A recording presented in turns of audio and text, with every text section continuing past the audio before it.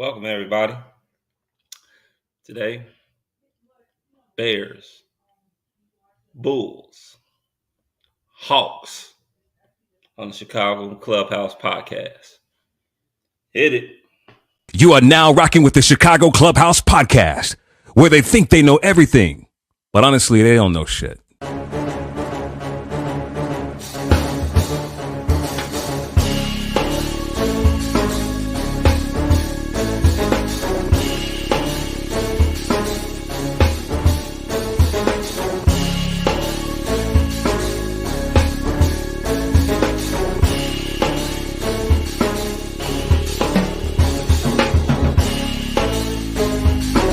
These summer league games and they tell you about these new up and coming coaches. I think we should get rid of every motherfucking owner in Chicago. Enzo and Caruso, both when they are on the court, are like your defensive generals. But they need to get that strong safety who's not scared to hit somebody.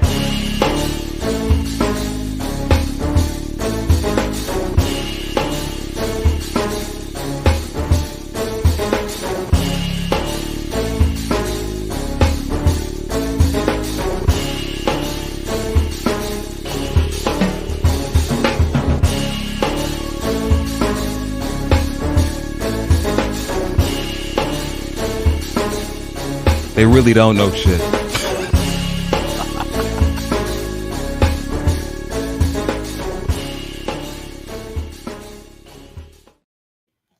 And welcome. Ladies and gentlemen, boys and girls, children of all ages, welcome to the Chicago Clubhouse podcast. Well, as my man Rick Party said, we think we know everything, but we really don't know shit. Today we're going to talk to you about the NBA draft lottery. We're going to also talk about the Bulls. And we're going to have our man Frank the Tank hit you off with some Hawk talk. I guess the Bulls wasn't that lucky today. They did have a 1.8 chance to get the number one pick. They ended up getting number 11, which now will be sent to the Orlando Magic, who also has the number 6 and the number 11 pick. Good thing the talent isn't as rich in the NBA as it is in the NFL. Could you imagine a team in the NFL having the number 6 and the number 11th pick in the NFL draft? Big moves. Very big moves. But enough about that. We'll have my special segment that I have, Keep It a Stack, where I will talk about the Chicago Bulls GM, AK, Arterius Carnivores, whatever his name is. I will be talking about him today. But without further ado, let's go ahead and kick this thing off. Let's bring in the dream team. My man that knows all the stats from the 80s and the 90s and the 2000s. My man, JB. What up, what up, what up? What up, bro? How you feeling, man? Feeling good, man. I was, hoping that we would have did a little bit better in the lottery. So, you wear your good shirt, trying to get a little good juju in there. And Wait, who's on that? That would be Lonzo Ball and Zach LaVine with an old NBA Jam thing. And yeah, well, it's already fucked because Alonzo Ball on it. So right. The guy that we spent $88 million on, and played as many games as you and me not did. Gonna play at all next year as well. So he's gonna spend 2.5 fucking years in Chicago. Well, he probably will spend 2.5 years in Chicago, basically getting fucking paid and not playing. Hey, great job, AK. Oh yeah, we're gonna be talking about that on my segment. Keep it a stack. Can't wait. Yeah, talking about that bullshit. But without further ado, let's bring on the man. He's a tank, but we all know him as Frank. Frank, the tank. What's up, fellas? How's everyone doing? I'm finna say, we saw the wheels are spinning, so you know you're gonna make it in. It should be good, I hope. How's everyone doing today? Hey, we doing pretty good. Weather was nice until it dropped. common here in Illinois. What else can we say about that shit? But temperamental Chicago. Unfortunately, we couldn't get our guest on here today, which I was really hoping to chime in some basketball with that shit. So.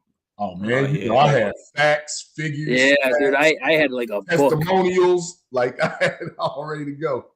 Yeah, I had like a book ready to go. And then you got this crybaby prima donna that's on behind me. We all know that prima donna, and I'm sure we'll have one fan of his in the chat. Oh, sure, but like if Denver pull out their brooms like they really should, man, go home and be a dad, man. Go be a father to your child, man. Yeah. Exactly. Agree with that. One for Congress or something. Get out the league. Exactly. Well, we do got another member. You can catch his show, Easy Does It, on Thursdays on the Chicago Clubhouse Network. We're going to bring it in for my man that makes it look so easy.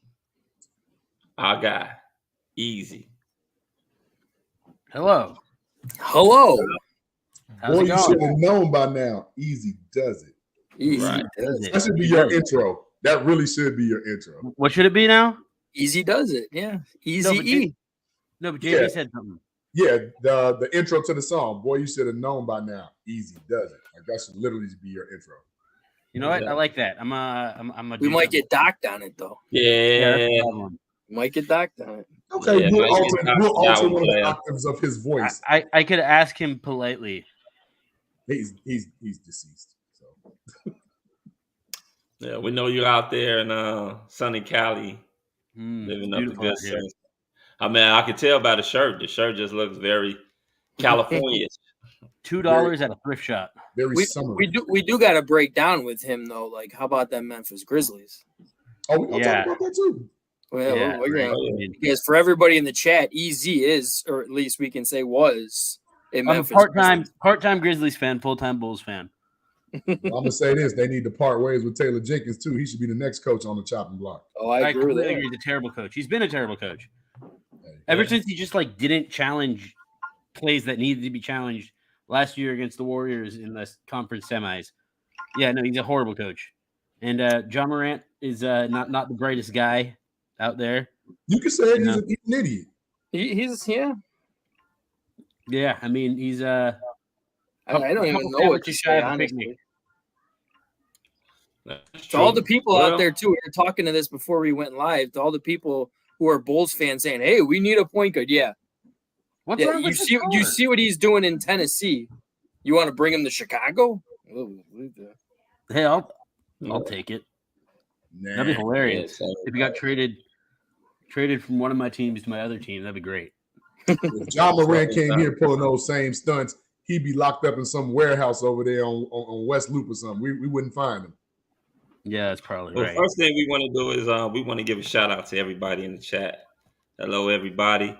Continue leaving your comments. Today we're going to be answering. If you got any questions, we'll be talking about some things that you guys want to talk about.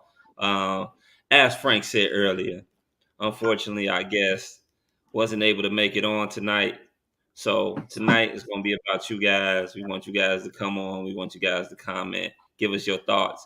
We're going to be talking about the Bears schedule. We didn't get a chance to talk about last week because unfortunately we didn't come on for the Bears schedule. And, our show comes on Tuesday. So in the Bears schedule, I think that schedule dropped, what was that, Thursday? Mm-hmm. Or Wednesday, one of the two. So we're going to talk about the Bears schedule. We're going to have our predictions on the wins and losses that we believe that the Bears will have. I'm pretty sure it's going to get pretty heated up in here about that. Yeah. Also, we're going to talk about the Bulls and their draft lottery or not lottery. And then we're also going to talk about Frank. He wants to talk about the Blackhawks and how people are saying things were rigged for the Blackhawks. I don't know shit. Chicago's the only city I know that's had 2 first-round picks. Well, 2 number 1 picks. Right? 2 number 1 picks. We were hoping for a third today, but it didn't happen. Right. Could have been 3. But God knows we didn't want to sit up there and do that. Well, okay. I tell you what. Since you opened the door, let's dig on into it. Let's put up. Let's go on in. So first of all, Hey, Frank, what you got? You got the schedule, right? Yeah, let's hit it up. I'll get it. All right. So let's talk about this Chicago Bears schedule. We'll go around the table here. Who wants to go first? Win, win, win, win, win, win, tie, win, win, win, win, win, win. 16-0-1. All right. Let me kick easy off. Hold on. Right. Oh, All right, now for real. All right, for real. Yeah. I mean, do we want to go week by week? Right there. All four of us go week by week? Yeah, we can go week by week. All right, so I mean, that first opening day, I had a feeling they were going to do this with Aaron Rodgers leaving, and hopefully now there's finally going to be competition between the Bears and the Packers. It just sucks because I said last year that I can't pick the Packers beating the Bears anymore. For God's sakes, man. But I can't pick the Bears to lose this game. I got the Bears 27 to 10. Oh, you doing scores too? I was just gonna say just do I like scores. That's up to you. just do wins losses because that You want to just do wins? Yeah, We can just do that. Yeah, well, once it gets closer to the schedule, or once it gets closer, we'll do scores. But yeah, so win for me. Yeah, I mean, win week one, right? I'm not going to pick the Packers over the Bears. Are you kidding? I'm not crazy. All right. Hey, Frank, 45 to take the schedule 2. real quick. Take it off, Yeah. Okay, there we go. So we know week one, Green Bay. I'm gonna go Bears with the win for that one. I too have the Bears. JB. Oh, Okay. it's a 4 across the board here. Are we gonna do like a little fantasy league here? Like who's gonna have the best record at the end of the year again? We I started do one every year. I'll add y'all to it. Okay. Next game. Yeah. Who's gonna take notes on this then? On what we're picking. We can do that. Oh, we're taking notes already? But let's get the way early predictions. Let's get those out the way. Because we all got a W week one. Predictions as early is stupid. Yeah, they are. They are, Nick. But you know who else is stupid? Me. So at least it's consistent with my character. Just saying. Fits well. The shoe fits. Yeah. I have no. I mean, everything is subject to change. I mean, it's up to you guys. Do we want to go week by week thing, or we just want to bet their record right now by looking? We can bet their record. I mean, let's just do their record right now. Let's just say an early Bears prediction record going off of the schedule we can do that so far. That we know that when they're gonna play, where they're gonna play at, which is also key, and what time they're gonna play, because I see they got a couple Thursday games. Yes. Wasn't it? Thursday it was a Thursday versus a really bad team, though, wasn't it? Well, Carolina. It was Carolina who was thinking of. Right, but remember, we lost to Washington last year, so that Thursday night game is one of those. I'll just put the 2 bum teams on. We need to get a hold of that game. Yeah. So I'm looking at this schedule. I mean, I'll go first. I got a win. I got us starting off 2-0. We're not beating Kansas City 2-1. I don't have us beating Denver either. We'll go 2-2. I'm not scared of Washington, especially in a short week. I have Justin Fields killing it on a short week. So we will go 3-2. Minnesota at home, I will go 4-2. Vegas, I don't see it happening, unfortunately. I don't know. We always had bad luck versus the Raiders. So 4-3. Chargers, I got taking us in LA 4-4. New Orleans, I have taken us in New Orleans 4-5. Taking Carolina 5-4. In Detroit, 5-5. Sorry, in Detroit, they're taking us 5-6. I have a surprise. In Minnesota though, on a Monday night game. Yeah, I can't give 5-7. We're gonna take one versus Detroit though, so 6-7, 7-7. Arizona's a freaking train wreck. 8-7, 9-7, 10-7. I got them going 10-7. That's pretty good. Okay. Easy, did you go yet? No, I'll go for real. I think we start out 2-0, being optimistic about the Packers, and I don't really think the Bucs are all that good now that Tim Brady's gone. Then we'll lose our next two to a much improved Sean Payton Denver team, and of course Andy Reid and the world champion Chiefs. I think we find a way to get it done against Washington this time around. Then we beat Minnesota. I think we'll beat the Raiders, lose to the Chargers and Saints. So that puts us at. Wait, I lost track of my math here. 2, 2-1, 2-2, 3-2, 4-2, 4-3, 4-4, 5-4. Beat Carolina 6-4. Then we lose 2 division games on the road. 6-6 bye week. Then we're gonna tie Detroit. It's gonna be a tie. It's gonna be really annoying. We're gonna be very frustrated about it. So 6-6-1. You're an asshole. You would. I'm not a good person. Then we're gonna beat Cleveland. We'll beat Arizona. So 8-6-1. Then we're gonna beat Atlanta. And then we're going to beat Green Bay. So 10-6-1. I didn't realize how optimistic I was until just now. So you should have been 10-7. You just had to go 10-6-1. No, 10-6-1. We're 10-6-1. Hey, there were like 3 or 4 ties last season. So let Anthony put out a comment right now too that says nobody's picking any upsets. It's a good question. I didn't really pick any upsets. This schedule really doesn't have the upset to pick, honestly. I mean, if I'm going to pick an upset, I'm probably going to maybe go us upsetting Denver. That'll probably be my one upset. I don't see us upsetting anybody else, though.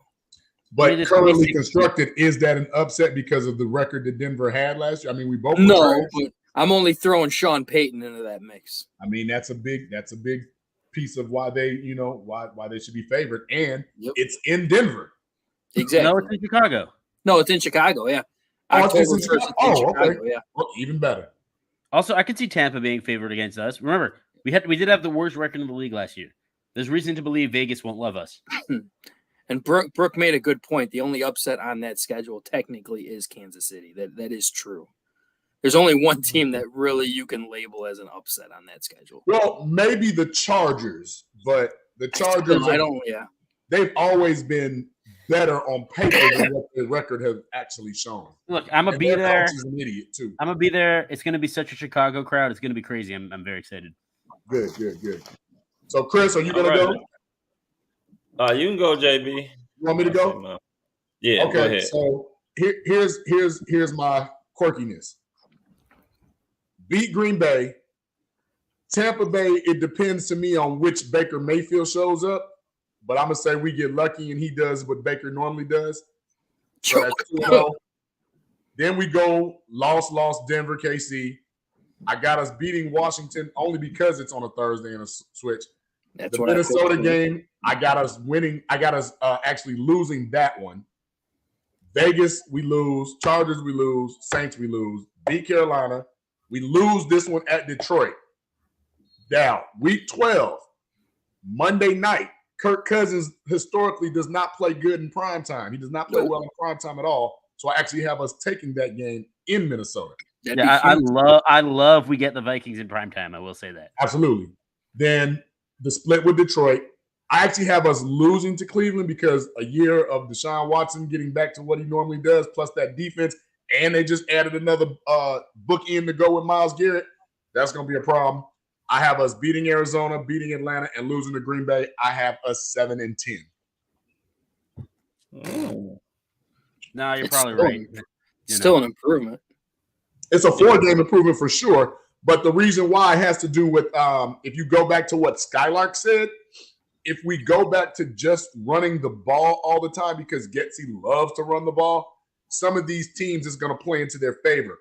The line of the Chargers, the line of the Raiders, the line of the Saints. Like, those are the teams you need to open up. Those are not the teams in the line of Cleveland. Those aren't teams you need to just sit back and continue to just run the ball. You know, if they give you those one-on-one coverages on the outside to stop the run, go ahead and throw the ball. I mean, and then to be honest with you, Washington scares me because now Chase Young is back. We already know, we already know what Deron Payne brings. Like, that's not an easy win. It's only because it's a Thursday that I'm even even thinking that. And then who's their QB again? Not Heineke, because he went to. Is he worth a name? Sam Howell. Their quarterback is Sam Howell. I don't even know if Sam Howell is that good. So that's why I'm saying, like, we should Washington, like, let's win the games we definitely should win this year, and put Justin in a position to succeed. But 7-10 for sure.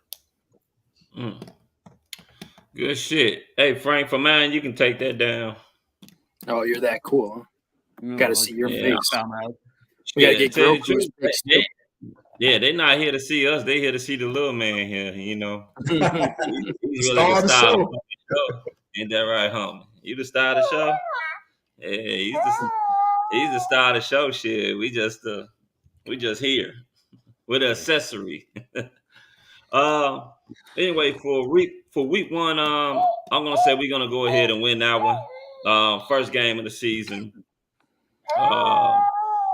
They're playing with a new quarterback. I guess you can call him an old quarterback. That's really getting his first taste of NFL life. Justin, I think with all the additions that we got, it's a good time to get Green Bay. Week 2, I got us beating Tampa. Who's their quarterback again? Baker Mayfield. Yeah. As I think Brooks said earlier, if there is a upset, the true upset will probably be at Kansas City. I don't have us winning that game. I actually really the only upset.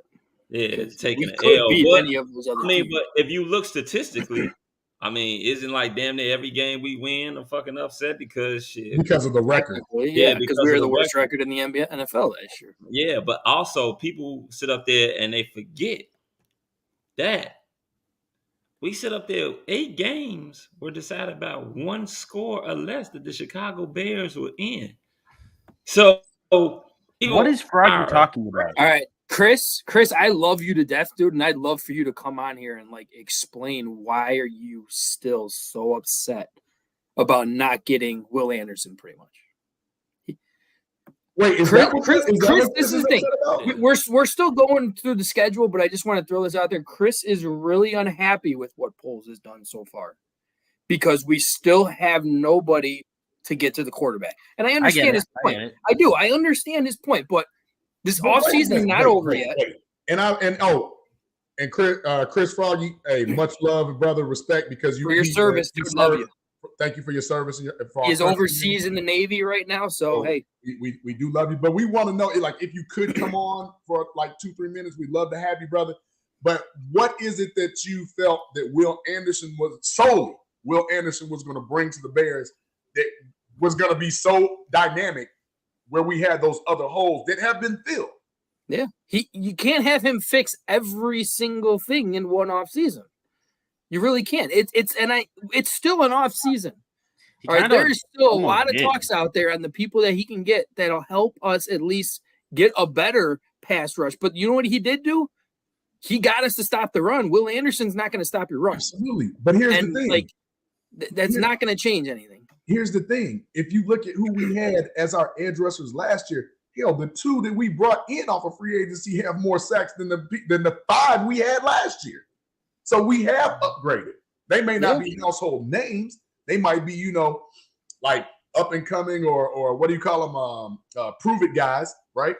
But Marcus Walker fits that mold of a prove it guy. He does, but he had 7.5 sacks last year. Yeah, really good player. He's not a bum. And we did break off our schedule. Let's try to get back to the schedule, and then we'll go back. I'm sorry. Go back. Foul got cut off on the schedule right there. You left off. My bad, Foul. No, I'm just trying to be Grogu hit it. Anyway, like I was saying, we were talking about as far as Denver. Now, this is the thing. I'm not a fan of Denver. Sean Payton, great coach. He's won a Super Bowl. But I don't think like that's just going to make everything change overnight. There seems to be a lot of things going on in that locker room. So We'll see how that play. I got the Bears winning that. To be honest with you, I look at this schedule. There's not a game on this schedule that I see that the Bears can't fucking win, except for probably the Kansas City game. Everybody else on this schedule can damn sure be beat. Y'all say Las Vegas. What the fuck about Las Vegas makes you think that we can't beat fucking Las Vegas? History what of the makes Bears you think being that the we can't Raiders. beat fucking Las Vegas? Do you want me to really answer that, or are you just rhetorically speaking?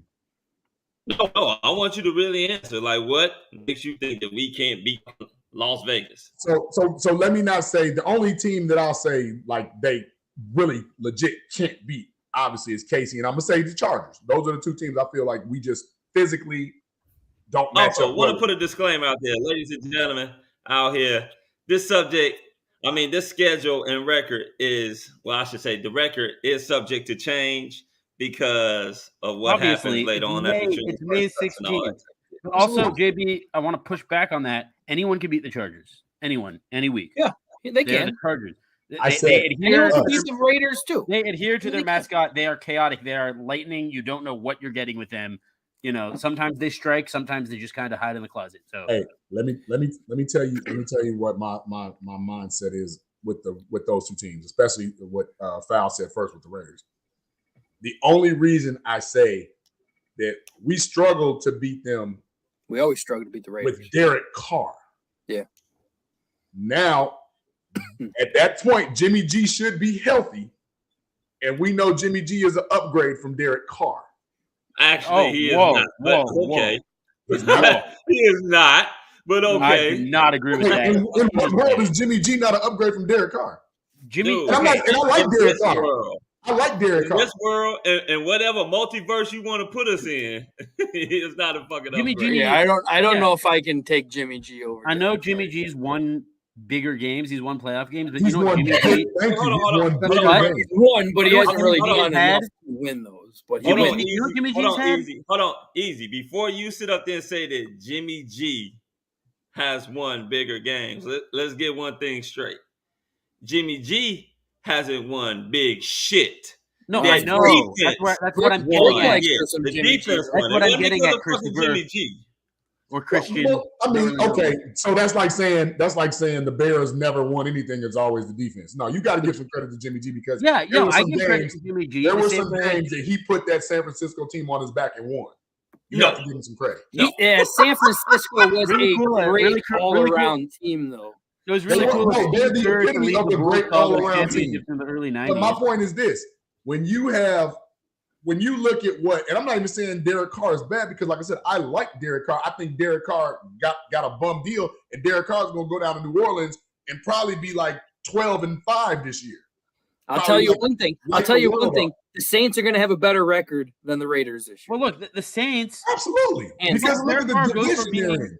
He goes from being the worst quarterback in his division by far to being the best quarterback in his division by far. Absolutely. They're going to win a lot of games. And on the subject of Derek Carr and Jimmy G, the Raiders are a clown show organization, not a poverty franchise. They are a clown show. Their whole existence exists around getting beat. Like everything, like all the great Raiders moments of the past 2 decades. Brooks going. All the best Raiders check moments. Those leggings, Brooke. Check those leggings. All the best Raiders moments of the past 2 decades involve the Raiders getting beat by some team. That's just the fact. The Niners are a good, well-run organization. Jimmy G has always had this luxury of being able to play with an elite defense. And yeah, he's made some good throws in big games. I'm not denying that. He's a decent quarterback. But you put him on a clown show like the Raiders where he's going to consistently have to put up 30 points a game. I just don't see how it's possible. Like they don't have a run game the way the Niners did either. Remember the Niners were blessed with a run game. An elite left tackle. Who doesn't have a run game? Who led the league in rushing last year? Josh Jacobs. But are they? They're not going to be able to run. They're not going to be able to run the ball all the time when they're down. When they can't stop a nosebleed on defense. Like they don't. They still lost a bunch of games, and that's kind of my point. That's what I'm getting at. Is like Don't expect Easy, Jimmy G to come into Las Vegas and don't let anybody make the Raiders any different than they've been with Derek Carr. Easy. Don't let anybody hear you say that ever again. Do you realize what they did in the draft by getting Tyree Wilson, getting Michael Mayer, getting Brian Young, getting Chris Smith from Georgia? Like, do you realize what the Raiders have done? They had a good draft, but they're still the Raiders. They're still like they don't develop talent well. You know, like they had that Colin Farrell. I can't pronounce his name. Colin Farrell. Kid from Clemson. Is that an actor? Didn't really work out too well. Max Crosby was a great pick for them. But like, and you know, if Tyree Wilson's able to bookend that D line, then yeah, that could be pretty interesting. But still, it's like they never get their secondary right. They never get. Look. Let me stop you there. The Raiders' pass rush alone is going to give us problems. That's what like, and that's why I say sometimes I love speaking to our fans, but our fandom gets in the way of actual possible logic. I'm not saying that the Raiders are this great team. I'm just saying as presently constructed, they're better than the Bears. And what Jimmy G does with elite receivers, he gets them the ball. No, stop. So you don't think I can't say the I love Jimmy G. I like Jimmy G. I like him with the Niners. I have a whole video talking about why Jimmy G doesn't suck. Jimmy G does not suck. I know. I don't think he's good. But Jimmy G is the Anthony Davis of the NFL. Nah, Anthony. I think. Nah, look, I think I ain't even. I have a lot of problems with that, but anyway. Okay, hey, Foul, you like freezing. If he was so damn good, you're breaking up here. You freezing like Iceman.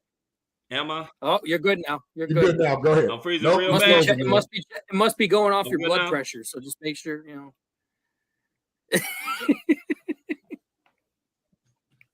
Okay, we saw that. Yeah, so far so good. Good. Am I You're good? Still good. All right. We're good. Yeah, okay. Now you're good. All right, go ahead. Jimmy, I'm just not going by the whole Jimmy G shit. If he was so good, why did San Francisco get rid of him?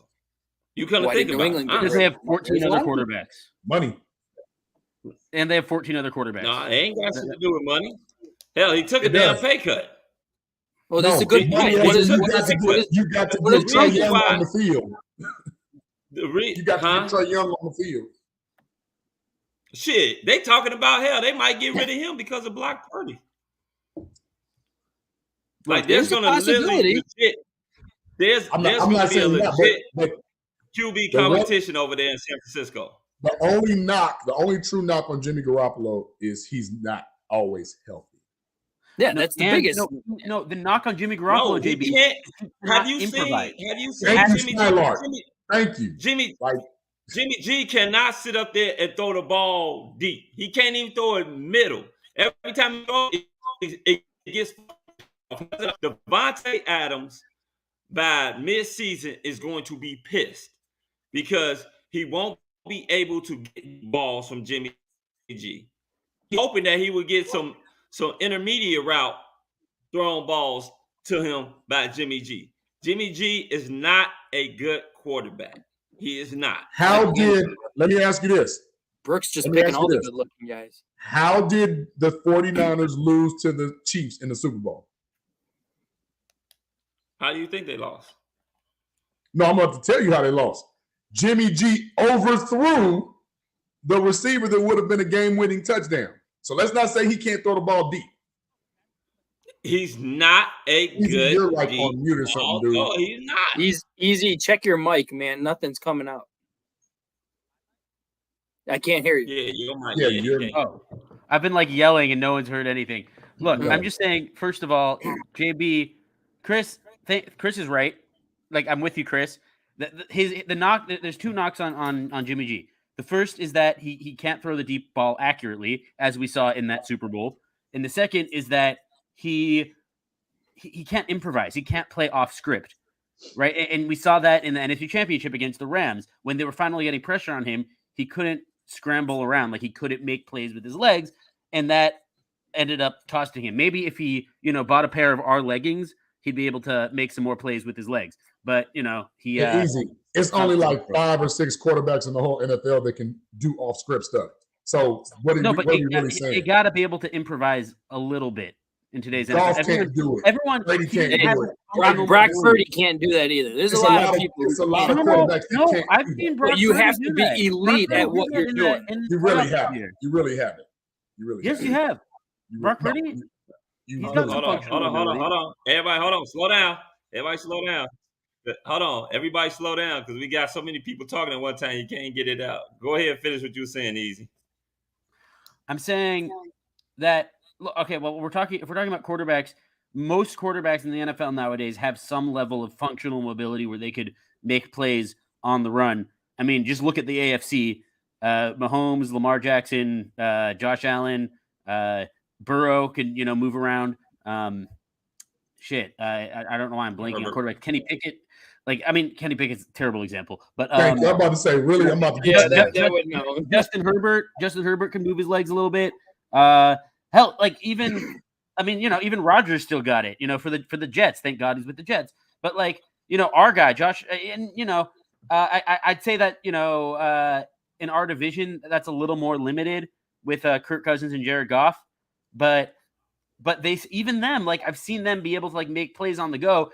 And Jimmy G, for some reason, whenever he has to, and that's the thing, because to your credit, JB, he's very good when he's playing in rhythm. Right? That's why they've won a lot of games with the Niners, because he's able to, get the timing of the West Coast down to a T. He's able, he knows when to do all the fake pitches, and he knows when to, 1, 2, 3 and throw. His footwork is amazing, right? His footwork is really, really good. But that, to me, that and what the Raiders have done my whole life of just being this franchise that is just never on script and never on rhythm, it just feels like such a bad match. That's really what I'm getting at. I don't think the Jimmy G Las Vegas match is good, and I think Derek Carr is a better quarterback than Jimmy G anyway. He definitely is. I want to get to Brooks' comment. I was just going to try to break this up and get to that comment too. Going back Brooke, and forth. Hun, everybody here loves you, but that is no freaking shot. Trey Lance did better than Justin Fields ever. Trey Lance is played 3 games? 2 games? How many games has Trey Lance played? Not many. No way. Do you mean Trevor Lawrence and not Trey Lance? Is that what you mean? Do you mean Trevor Lawrence? Yes, but I think she's talking about Trey Lance. Well, the thing is, the Trey Lance is a nickname for Trevor Lawrence.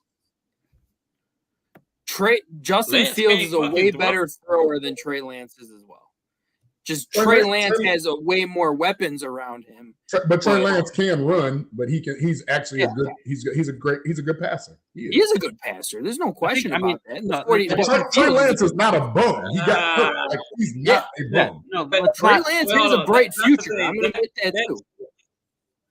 Let's look, Brooke. When I say it's a nickname, I'm trying to give you the benefit of the doubt here because I don't agree with that. The whole Trey Lance can pass shit.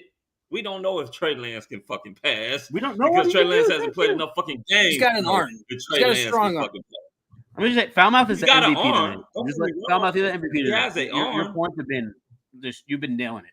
So I would like you all to put up Skylark's comment because that's it right there. And the deal is he has worked with Josh McDaniels before and had success under Belichick with him calling plays.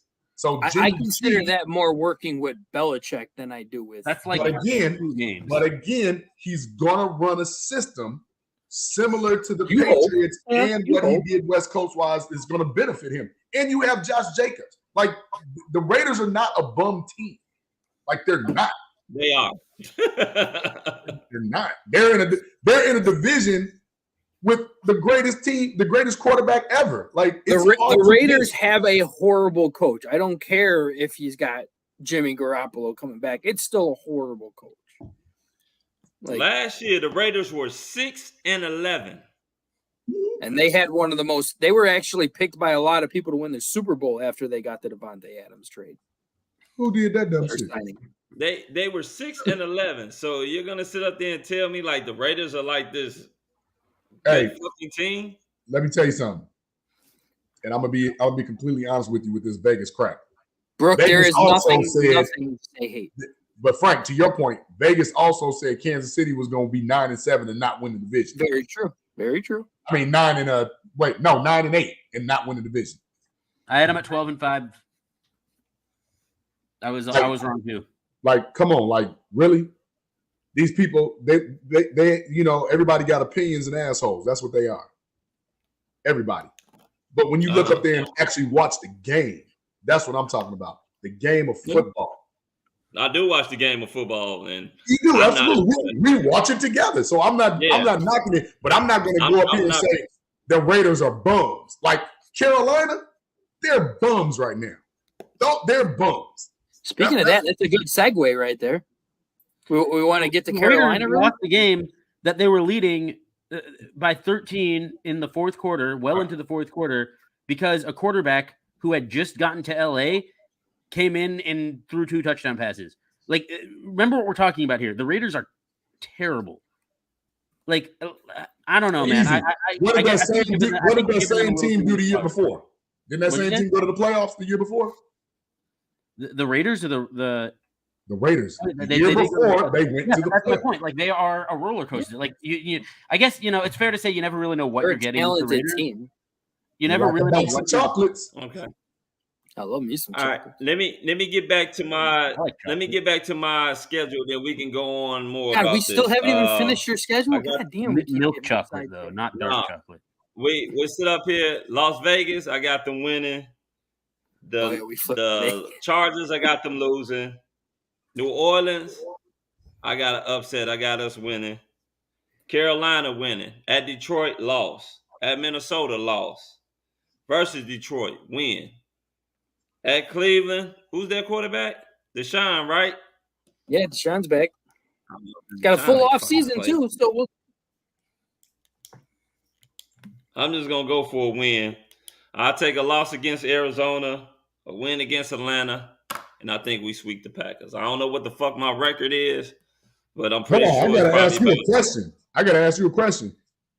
You have us beating a fully complemented Cleveland team, but losing to a Cardinal team that does not have their quarterback. He could be playing Call of Duty. Yeah. Hey, you do realize Kyler Murray's probably not going to play. Yeah, I know that, but that's why I said there's gonna be a game or two in there where that we supposed to lose that we'll probably win, and there's gonna probably be a game or two in there that we're supposed to fucking win, and we're probably gonna lose, and it might just very well be that Arizona game. It always happens. Yeah, there's always a situation like that. Yeah. No J.J. Watt, no DeAndre Hopkins. No, that we ain't losing. Shit, J.J. Watt, this is not the J.J. Watt that we knew in Houston. He led the team in sacks last year. So he was all they had. What you talking about? I wish we had him. Hell yeah, I'll take J.J. Watt unretired. I would take J.J. Watt want to come back unretired right now. Let's shoot him out of tackle. You guys are talking about bringing in J.J. Watt on a Bears team that don't have no fucking sacks. So, of course, you'll fucking take him. Exactly. I would take J.J. Watt on one leg. J.J. if you're listening right now, Mr. Watt, come to Chicago, man. We'll put loves his Portillo's, man. Huge Portillo's fan. Help us out, man. He loves food. J.J. Watt's a foodie. Bring some veteran presence to this locker room and get these young guys. I'm pretty sure I got us winning probably about 10 or 11 games. I can easily see it because what's going to happen is that we've gone and gotten more weapons offensively and defensively. And we were in 8 fucking games, 8 fucking losses we basically had by 1 score or fucking less. And you know what cost us a lot of those games is poor defensive play, poor pass rush, and poor tanking. Well, we missed a couple extra points against the Lions. Kicker. One game. There's one game that he cost us. My boy Paul Ettinger, you want to come out of retirement, man? No, I still think Santos is good. I'm going to come right out and say I think Santos is still a good kicker. But and you have to say that I want Robbie Gold called right now. Would you take Robbie Gold? I want Robbie. I probably wouldn't take Robbie right now. I would take Robbie freaking kicking with his left leg over Santos. Dude, Santos has until Yeah, he had a couple hiccups last year on extra points. A lot of the league had hiccups on extra points. 6. He had 6? I thought it was 4. Oh, 6. Well. Yeah. He led him and 4 other players all led the NFL with Hey, 6 minutes. can I just say something real quick? This really has nothing to do with nothing. The Lakers are losing 72-54. Where's Bullets? Yeah, Bullets is crying on TV right now. He won't even come on. Oh wait, they started that series. That's so cool. Anyway, I'm just rooting for Memphis. Good for them. Hey, man. Hey, now watch it. No. So I just think the way too early predictions. I seem to be the only one that's a little bit more pessimistic to what's going on. You guys seem to be very optimistic. 11 games, foul. That's. Whew. I mean, like I'm going 10 or 9 or 10 games. But this is why I'm sitting up there saying Skylark is with me. 7 wins, Skylark. Yeah, look, but this is what I'm saying. What squad besides Kansas City on this schedule really fucking scares you? What squad Detroit and Minnesota on this schedule where you sit up there and say, besides Kansas City? I would say Detroit. Minnesota doesn't scare me by a lick. Detroit for sure. Detroit doesn't. Hold on. First of all, like I said, what fucking squad really fucking scares you? Don't bring in fucking Detroit. Fucking Detroit last year. I would bring in Detroit. Detroit ain't I swear to God, people act like Detroit. Somebody thought that fucking Detroit went to the fucking goddamn playoffs last year. They didn't go no fucking where. They were drafting and looking at the playoffs just like we were. His wife still wants to come. Hey, foul. So until Detroit actually shows us that they can win a fucking division in the 2000s. Detroit did something that we couldn't do. Beat the Packers. Yeah, I mean, look. And we still don't know what Jordan Love is going to be. I'm just saying. Let me say this: every single person on this panel, apart from JB, Detroit fans and Chicago fans, watching the fucking playoffs together. Look, I'm just trying to have some good vibes, right? So I'm trying to spiritually lift the Bears. The vibe is not the problem, but we have to be realistic, guys. We talking about a 3-14 team all of a sudden winning 11 games. I asked you what team. First of all, always remember there's always a team in the NFL that goes from worst to first. That usually happens. It doesn't happen every year. It happens every other year. Went to a Super Bowl after being one of the worst. It doesn't happen one year. It usually happens every other year. There's always teams that sit up there go from worst to first. You're not wrong. So let's quit sitting up here acting like our schedule right. Like either. Like it's not always. It does happen, but it doesn't always happen. It doesn't always happen. I think what he's saying is there's always more than fucking 50% of the time. I think what he's saying is there's always not specifically worst to first, but there is always a team who is bad one year who's good the next year. I think that's to me, that team is going to be Denver. On our fucking that team Kansas is going City to be the Denver. only fucking juggernaut on our shit, huh? No, from what Easy just said, like worst to first, to flip the record, to me, that team is Denver. That's the team that I would consider to be second in the AFC West. What about this Denver team? The AFC, Chicago, and the NFC, baby. Let's run it. Yeah. What about this team though? Same colors. Just saying. Win, loss, win, loss, loss, win,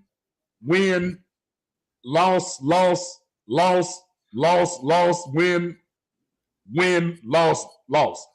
Yeah, we got to remember. So what is that? Like 5 wins you gave them? That was 4 and 13. So that's a possible top 3 pick we're looking at. No, remember, we are rooting fully against the Carolina Panthers next season. Hold on. Jeremy says that I want them to go Cleveland 1 and Kansas City are the 2 teams that scare me the most. Cleveland doesn't scare me until I know what the fuck Cleveland can fucking do. Yeah, it's mainly how is Deshaun Watson going to play after 3 years of not playing. So let me tell you this. That if Deshaun Watson returns back to form, that will be one of the hardest divisions in football.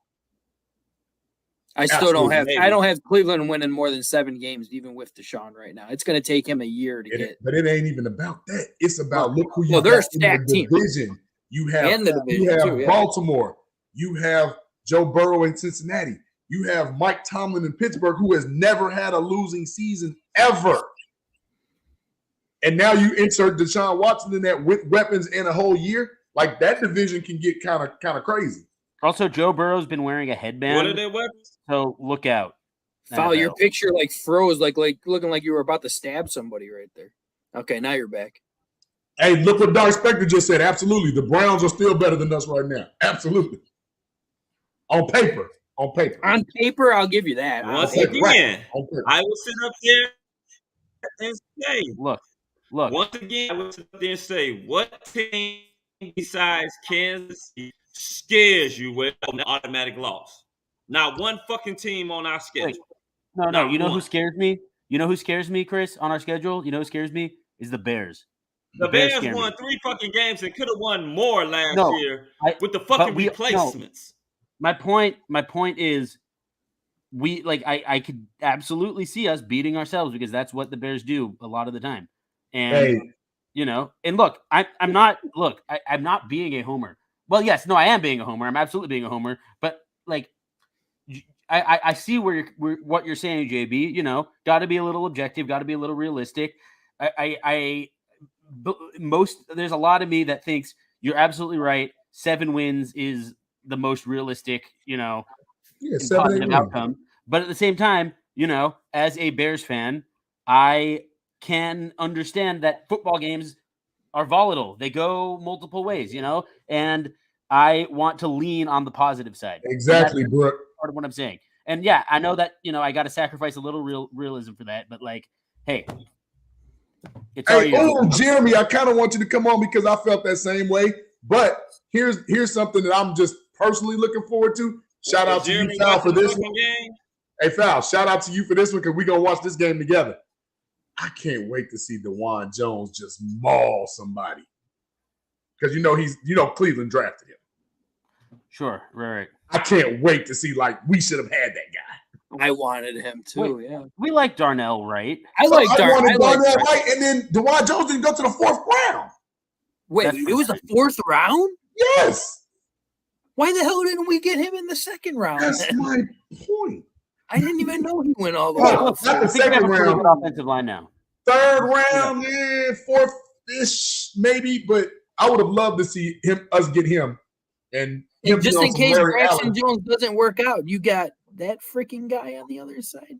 Hey, that dude is just massive. We do have that 6'9" guy who I don't even know. I'm gonna get put on bull because they said that the reason they didn't like DeJuan Jones because he was too tall and too big, but yet we bring in a 6'9" project.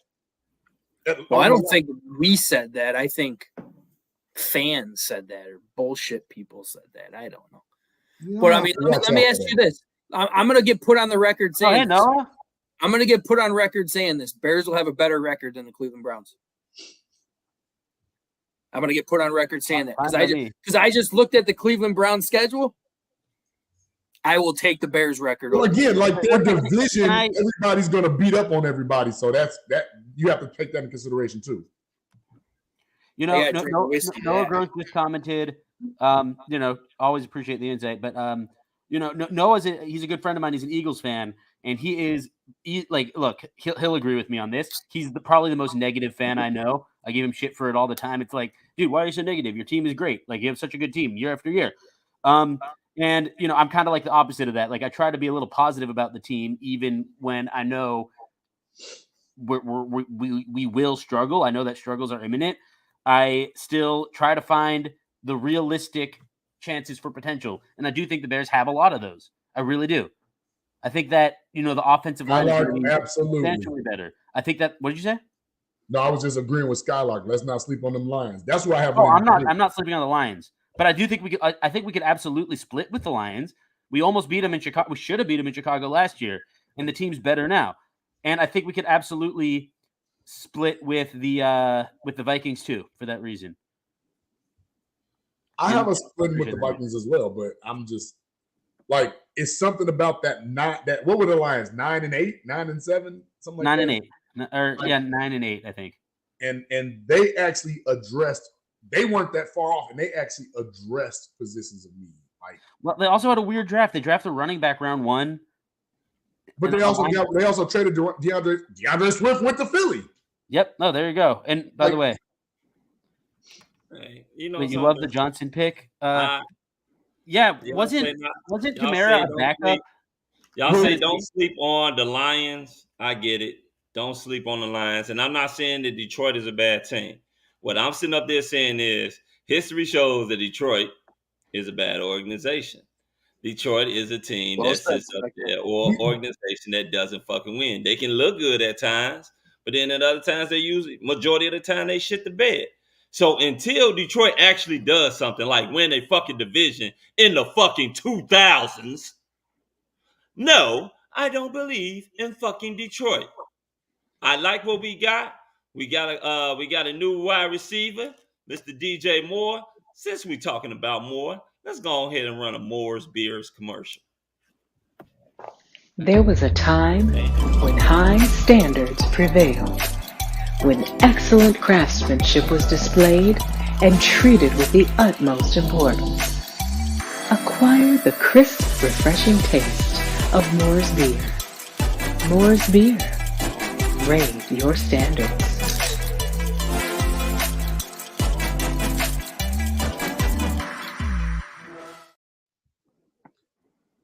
Look, Moore's Beer. have some positivity, bro. Come on, we don't know the Lions. No Moore's Beer out here. I'm a big fan. Hey, Beer one. thing I do know, Detroit is known for Detroiting. So I wanted to know what Noah meant by until they do something. And this could be the year because, like I said, they were on the come up last year and they lost a couple of games by one score that could have went either way. So let's not act like they're bums either. That's a different Detroit. We have. Well, let's act like one thing we do know: Jared Goff will Jared Goff also. Jared Goff had a good season last year. Jared Goff's a good quarterback. Yeah, Jared Goff is not a good quarterback. Jared Goff is an above-average quarterback. Come on, a little above average. He's good. Hey, no, he got lucky, and he's gonna get brought down. Jared Goff, and as much as you all hate when I do this, Jared Goff has something that we can't say a lot of Bears quarterbacks have. He's been to a Super Bowl. Yeah, Rex Grossman's been to a Super Bowl. Jared Goff has had multiple good seasons. He's been Trent Dilfer's been to a Super Bowl. I don't know if he's been all pro. Flacco won a Super Bowl.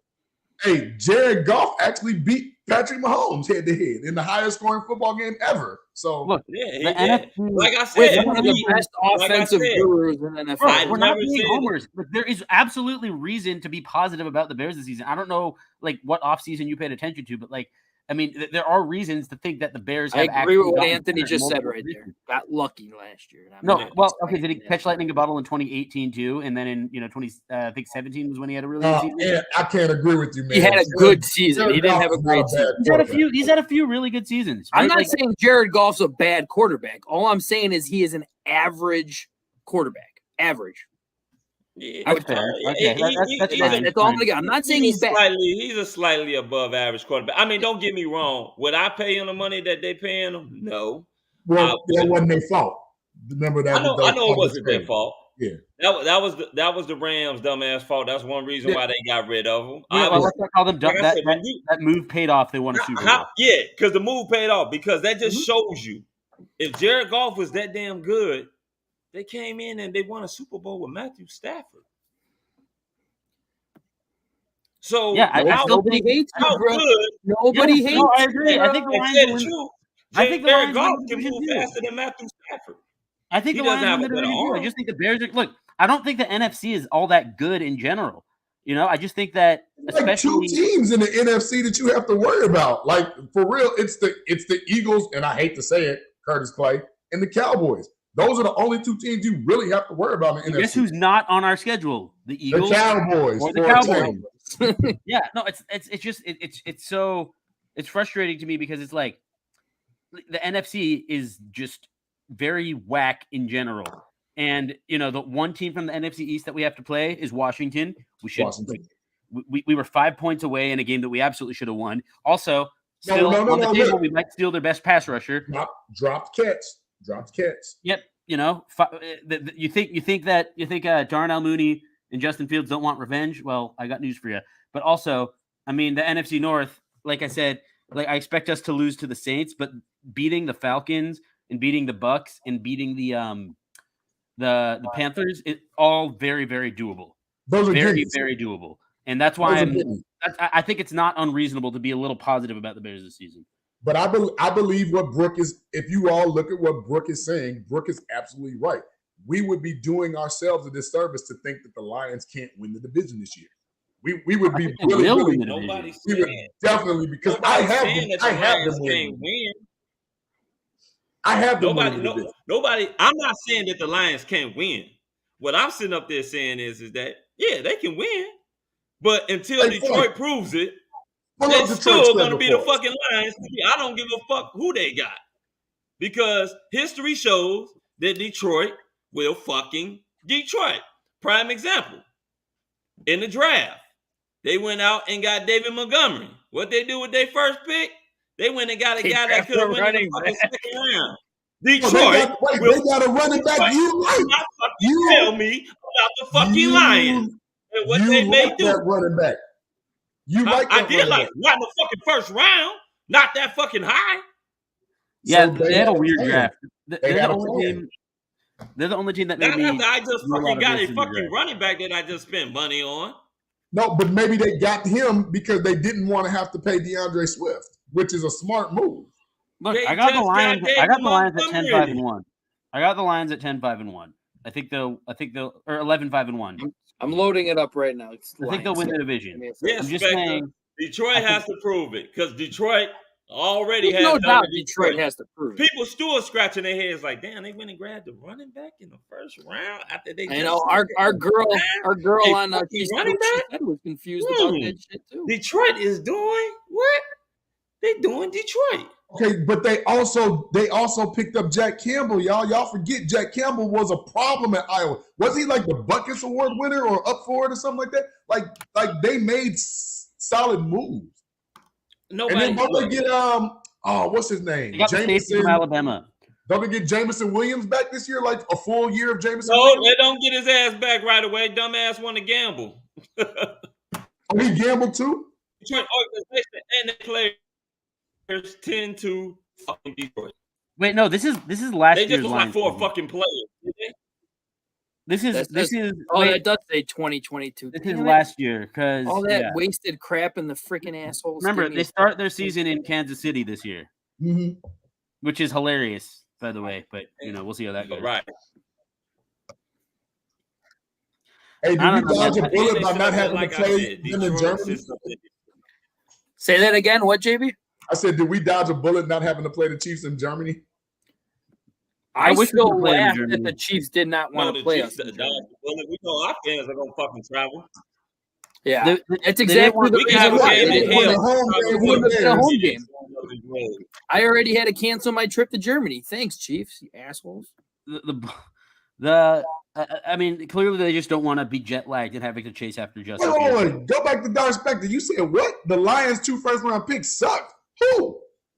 Jahmyr Gibbs does not suck, and Jack Campbell don't suck. Both. Jahmyr Gibbs was the 3rd overall ranked running back in college football last year? Yeah, running back. Running back.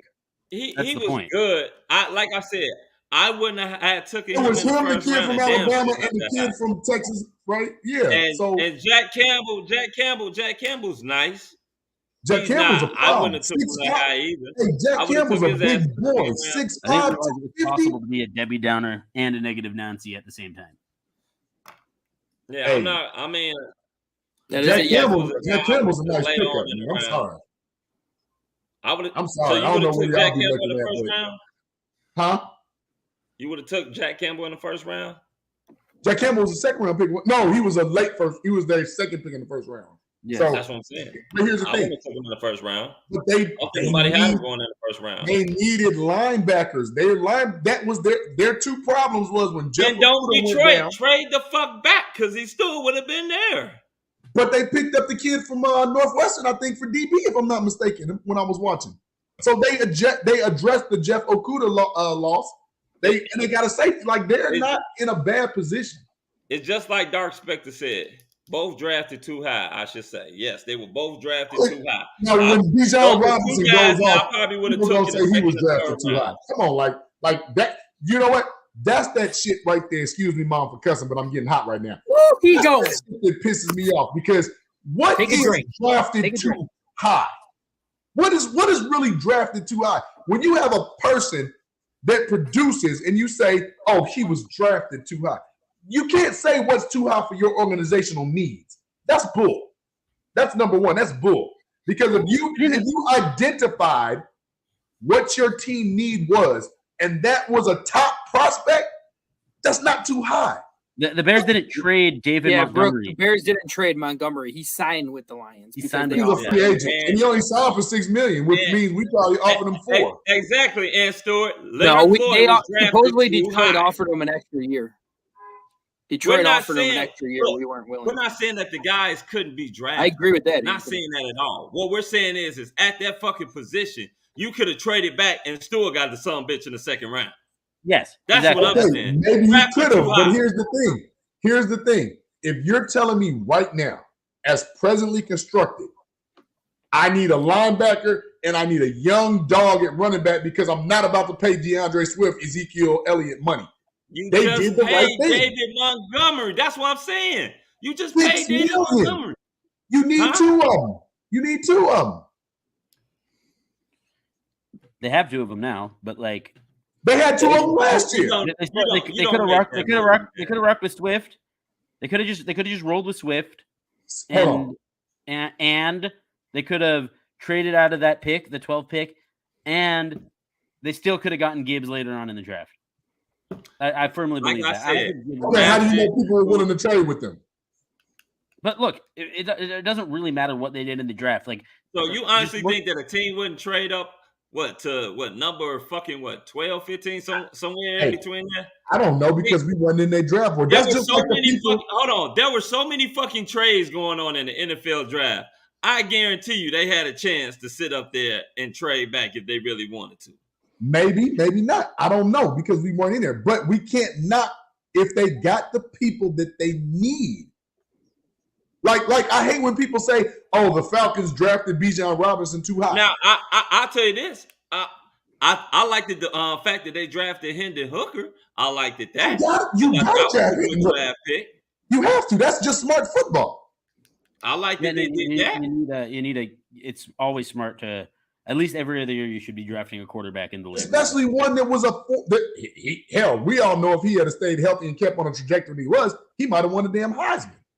So that's not a bad pick. But like people that saying, oh, Atlanta shouldn't have drafted Bijan Robinson. That was too high. You got Desmond Ridder at your quarterback who could be good, could be terrible. Get a running back for this kid so he can try to strive and make moves. Like, don't tell me that's a dumb pick. Don't tell me he was drafted too high. That's bull. I think anytime you draft a running back in the first round, you're risking something. I'm just gonna You know why? Because you're new school. I am new school, and sometimes you got to get a little bit with from California. Are you sure? Because I don't hear anybody complaining about Nick Chubb. I don't hear anyone. Well, I mean, except for the Browns who didn't make the playoffs and were last in their division last year. You know what? I don't hear people complaining about Isaiah Pacheco, who was a 7th round pick, or look. So who's the running back for the Chiefs? The other guy, Clyde Edwards-Helaire, the year before. No, that's a team that just drafts running backs because they don't need anything else, so they can wait till the end of the draft to draft. I'm pretty sure Miles Sanders on the other team was like a 4th round or 3rd round pick, maybe.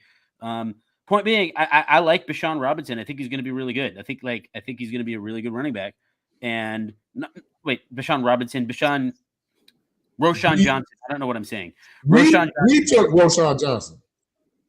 Yeah, no, that's what I'm saying. I like Roschon Johnson, and we got him in the 4th round. Like I'm saying, you don't need I like him a lot, but I'm saying don't knock the Lions for taking Jahmyr Gibbs, and don't knock the Falcons for taking Bijan. Bijan probably was the actual best player in the draft. Oh, yeah, I'm not knocking the Falcons, but I'm not knocking the Falcons. This is what we're saying. The Lions. I don't think nobody had Gibbs going in the 1st round. Damn sure didn't have Gibbs go that high. That's what we sitting up there saying. I like him. Don't get me wrong. I like him. He'll be good. I wouldn't have sit up there. That's like the Bears at, let's say we didn't have a fucking running back. That's like the Bears at number 7? And we sit up there and say, oh, yeah, let's get Jahmyr Gibbs. That is what, when you sit up there and say, trying to be the smartest motherfucker in the room. Don't overthink it. They try to be the smartest people in the room. Now, he can still prove us all wrong. He can come out and be a fucking future Hall of Famer. And if he's a future Hall of Famer, I tip my hat off to the fucking Detroit Lions organization because they finally got some shit right. But I'll say it once again, until they fucking prove it to me, Detroit, that's still fucking Detroit. Got a point.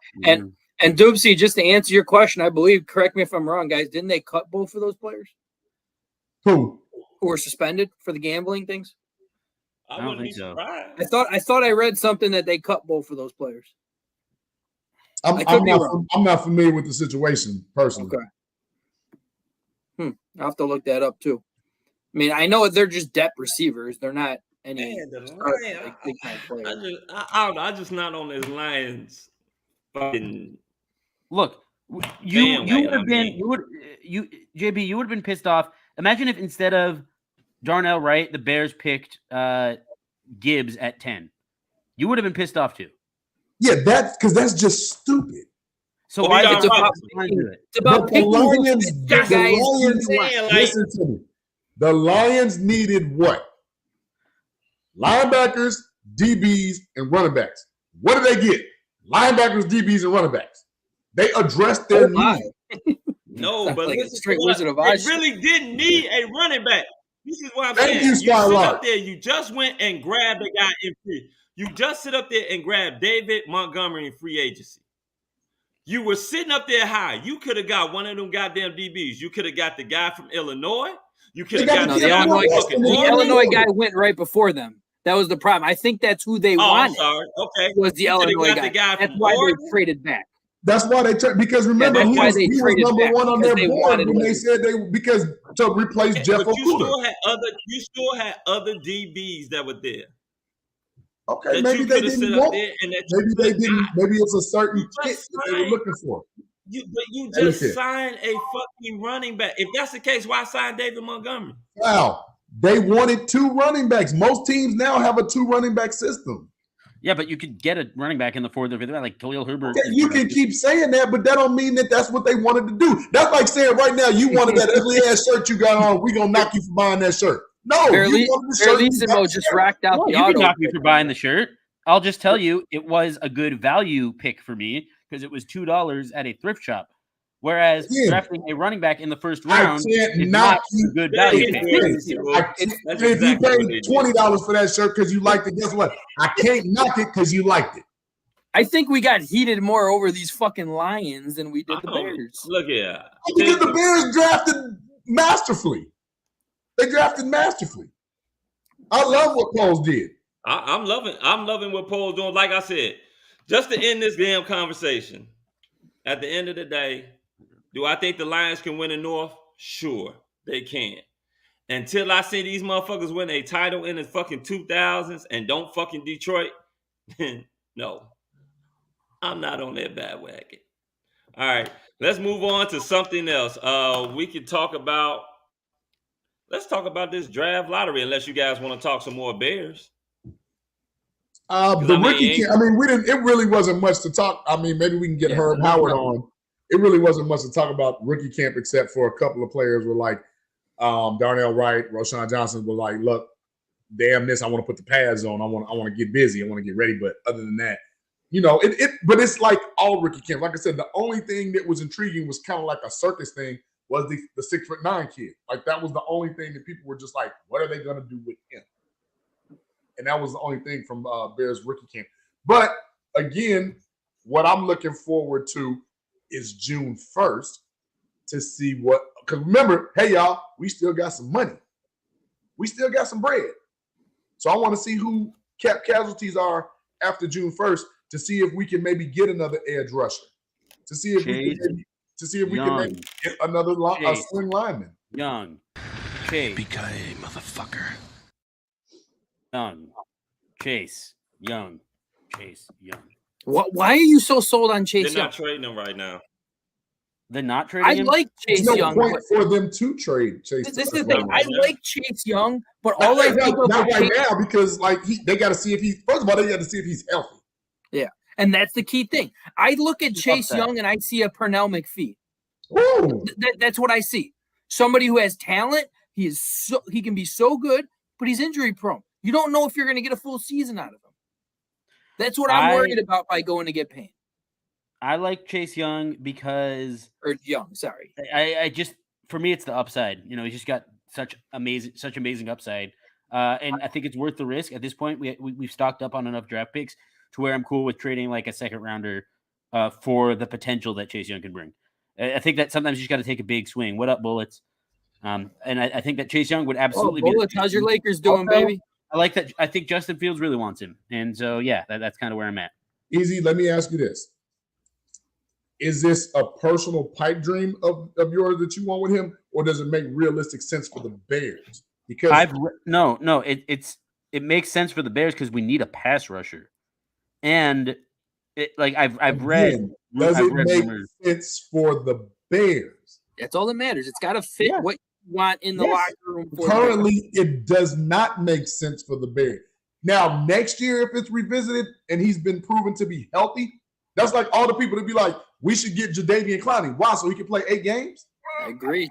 Barely. Well, I mean, we need help on the pass rush. I'm just saying. We need to see if he's healthy, man. Good point, Bullets. Good point. I'm not any happier about my Bulls either, so don't worry about that. And that's why I say we fall in love with names and not logic. No, I'm saying we need, there's something, you got to take a chance. That's what I'm saying. So after June 1st, why not take a chance on Yannick Ngakoue? Somebody plays 12 to 15, 16 games every year. Why not take a chance? I wouldn't mind that either. But that's I don't really think that's taking a chance. That's signing a free agent. I'm saying you got to take a big swing. Chase Young is a big swing, and it could end up biting us in the face if he ends up not being healthy. But also if he is healthy, then we absolutely got ourselves a monster. That's why I'm saying it's a matter of risk versus reward. Can you answer this for me, Easy? What are you willing to give up for Chase Young? I'd give up a 3rd round pick. I'd be okay with a 2nd rounder. You think Washington gonna take that? Maybe because they've talked about the fact they've said they've leaked that they're shopping him around. And yeah, I know he's a boomer bust, and I think you giving up a 2nd round pick for a boomer bust? Yes, I'd give up a 5th round pick for a boomer. We've stocked up. This is why we've stocked up on picks, right? Because you have to eventually try to fill it. Every draft pick is a boom or bust. I'm just saying. Yeah. So let me ask you this: you give up picks for Chase Young now, or you wait? He ain't signed for Detroit. I'll tell you that. Well, next year he's gonna be very. You wait till next year's draft, of which we have 2 first-round picks. You get Marvin Harrison Jr. ain't the best edge rusher available next year. Message. I'm cool. I'd be a cool menace right there, baby. But also, I want to be able. I'm gonna get that video up here. I want to see the Bears able to get after the quarterback this year too. So. I'm gonna put this out there too. I'm not completely sold about going to get Marvin Harrison Jr. Next pick because I like to see what our receivers do this year. Well, I mean, that's what's going to matter because you have 2 wide receivers that you're going to have to pay next year. So, are we going to pay both? Is the question. I would say you're going to pay one. And probably not going to pay one. Yeah, exactly. But you're uniquely situated like the Bears are with 2 first-round picks and 2 second-round picks. It's okay to be, a little risky with them. That's all I'm saying. Yeah. But I understand being risky, but it's a big risk. If Chase Claypool comes out and be the dominant wide receiver that we hey, Bullets, yes, I had said that. Put up Bullets comment. I like that kid. He's got a motor. He's nasty. He plays we talked about him, remember? Because he was supposed to come out and end up going back. Yeah. But like I said, I'm not sold on the Bears getting Marvin Harrison Jr. Really not. I'm gonna have to disagree. No, with look, you. Skylark. I'd be kissing a lot of ass to get Marvin Harrison Jr. If he's available, and we have the Carolina Panthers #1 or #2 pick, why wouldn't you? Why wouldn't you? You talking about getting a Justin Jefferson caliber player who you won't have to pay for 5 years. Why wouldn't you? I'm not. Well, I'm gonna put it to you like this: he did it for one season. Let's see what he does this year. Also, look, I think he's going to be great, but like I don't want to go there right now. Like, you know, I do want to be focused on this season because I think that this season.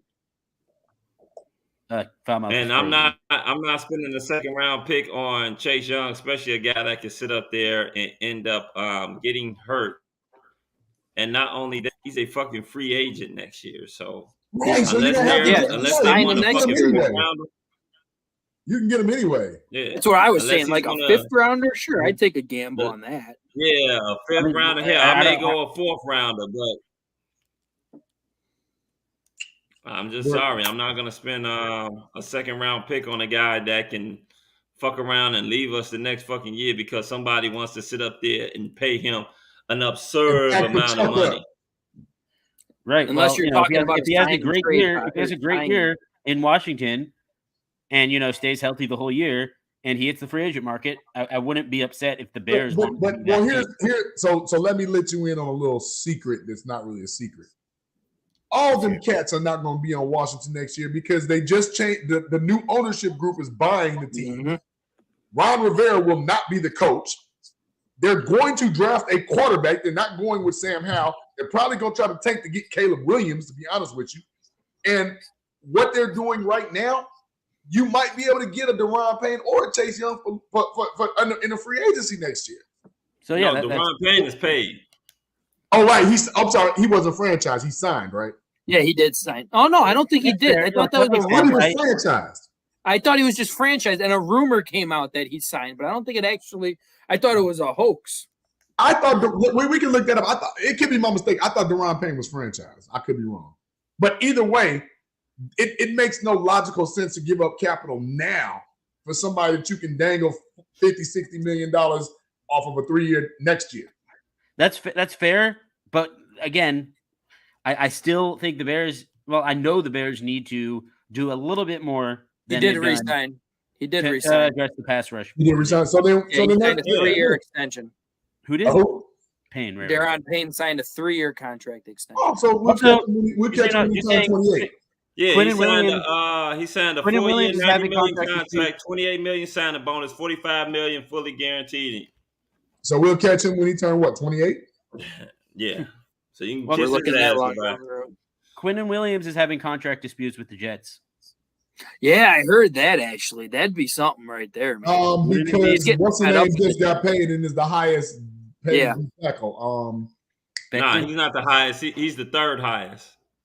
No, it's another kid that just became the highest. Right before. I can't remember who it was. Right before this whole thing started, somebody got paid big bucks. They even make more than Aaron Donald. Yeah, it's fucking Deron Payne. No, it's somebody else. Like it just happened like last night or yesterday. Day before. Oh, you talking about Dexter Lawrence? That's who it is. Dexter Lawrence just got. He's the third highest paid. Isn't that the Giants? Yeah, D tackle for the Giants. I don't know how the hell the Giants I'm talking the Jets. I'm talking the Jets. No, we're just saying why the Jets guy is. Dexter Lawrence is the third highest paid. He doesn't make more than Deron Payne set the market. Dexter Lawrence is like the third or fourth highest paid DT. Skylark. Hi, I'm David Jones. I love Tyler Scott. I'm being honest with you. I got Tyler Scott taking Vela's minutes. I really do. I think Vela's going to be spending a lot of time on special teams. Special teams. That's all he's going to be doing right now. Kick returner and gunner. You can make an impact there. Kick returner and gunner. And absolutely, because that's a good point, Anthony. And it happens every year when you see somebody that's like, oh wait, they cut him. It happens every year. And I'm not saying like jump on names, like Calais Campbell is available. I'm not saying just go get a former name. Get a fit. This is where I was going on about that defensive end rush. There's going to be a lot of defensive ends that are good defensive ends. Good. I'm not saying great, but good, especially better than what we have. That are going to get cut, and you're going to be able to better than what we had, man. But also, like, I wouldn't mind taking a little flyer on a Clowney or an Ngakoue. Ngakoue, yes. No, Clowney, trust me. No. Yeah, I mean, you do not want Jadeveon Clowney hasn't been good. You wouldn't take him on a 1-year prove-it deal? You wouldn't take him on a 1-year prove-it deal? Earn it? I mean, that's a risk I'd be willing to take for cheap money. To see if it will work out. And if it doesn't work, on the market, I think. I like it. Let me give you a Jadeveon Clowney comparison.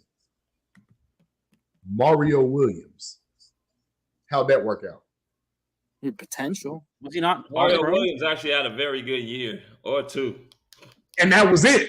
Clowney didn't have any yet, though. Yeah, 2 or 3. So we might see Clowney's good year.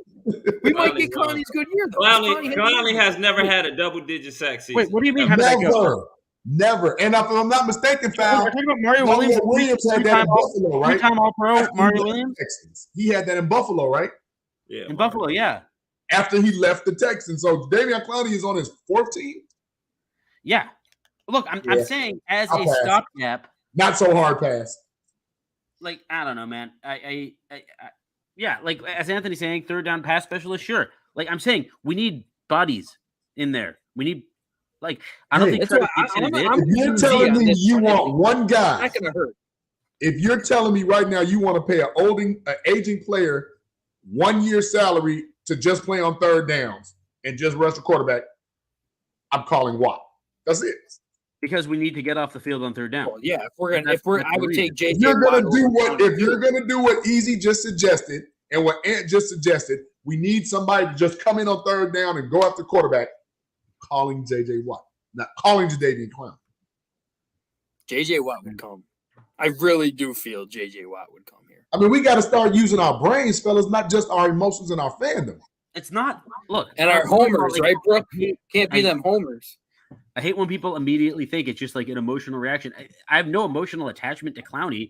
I think that he could be productive for 1 year. Sure. It's not an emotional attachment for you for Clowney, but it's also not logical compared to what the Bears really need. Listen to what Anthony just said. Absolutely. We know they do it every year. But how about we stop doing what we've done in the past that has not garnered us any success? Every team does this. I want to be every team. I want to be what we need to do moving forward. I don't want to be the starters down the road. I don't want to draft Shea McClellan no goddamn more. Well, that's a draft. I don't want to pick up just losers off the scrap heap, not saying that they're losers, but you know what I'm saying. I don't want to pick up former names off the scrap heap just to say, hey, we got somebody. Hey, Kevin White's available. See, there you go. Wait, I like Ngakoue. Let's Marcus Davenport's available. Let's skip. No, Davenport was just okay. Davenport wasn't really. I don't give a fuck about none of them motherfuckers until some shit happens. So Clowney can kiss my ass. Ngakoue can kiss my ass. I don't kiss my ass until they become a Bear.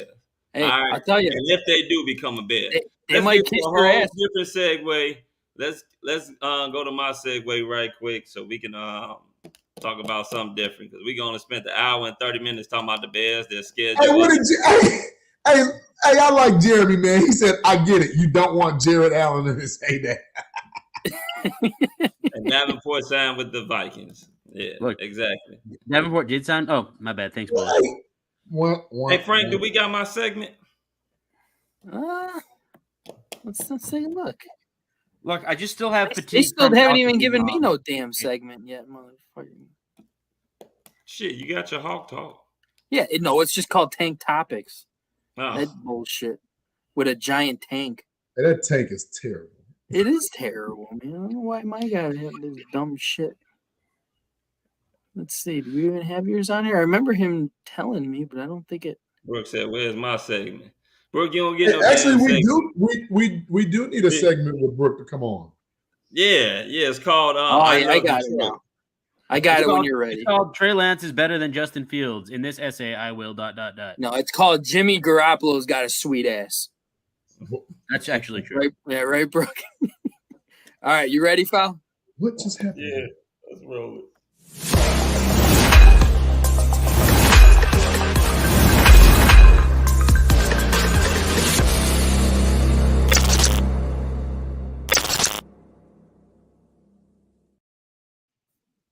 God damn it, Jeremy's All right. on fire. Let's keep it a stack. All right. So when we're talking about keeping it a stack, we're going to talk about the Chicago Bulls organization. More importantly, their vice president of basketball operations, Arturas Karnisovas, whatever his name is, AK. Whatever his is. Dude, this sounds like something from the Gladiator, dude. My name is Aurelius Macanius. Exactly.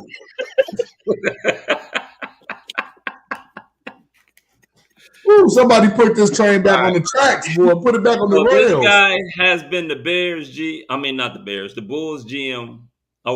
Vice president of basketball operations for 3 years. Yes. And so far, I have always said I will give every Chicago organization, GM, vice president, president, all a chance. He's been here for 3 years, and the Bulls look like shit. It's time for him to go. 3 years. This will be his 4th year coming in.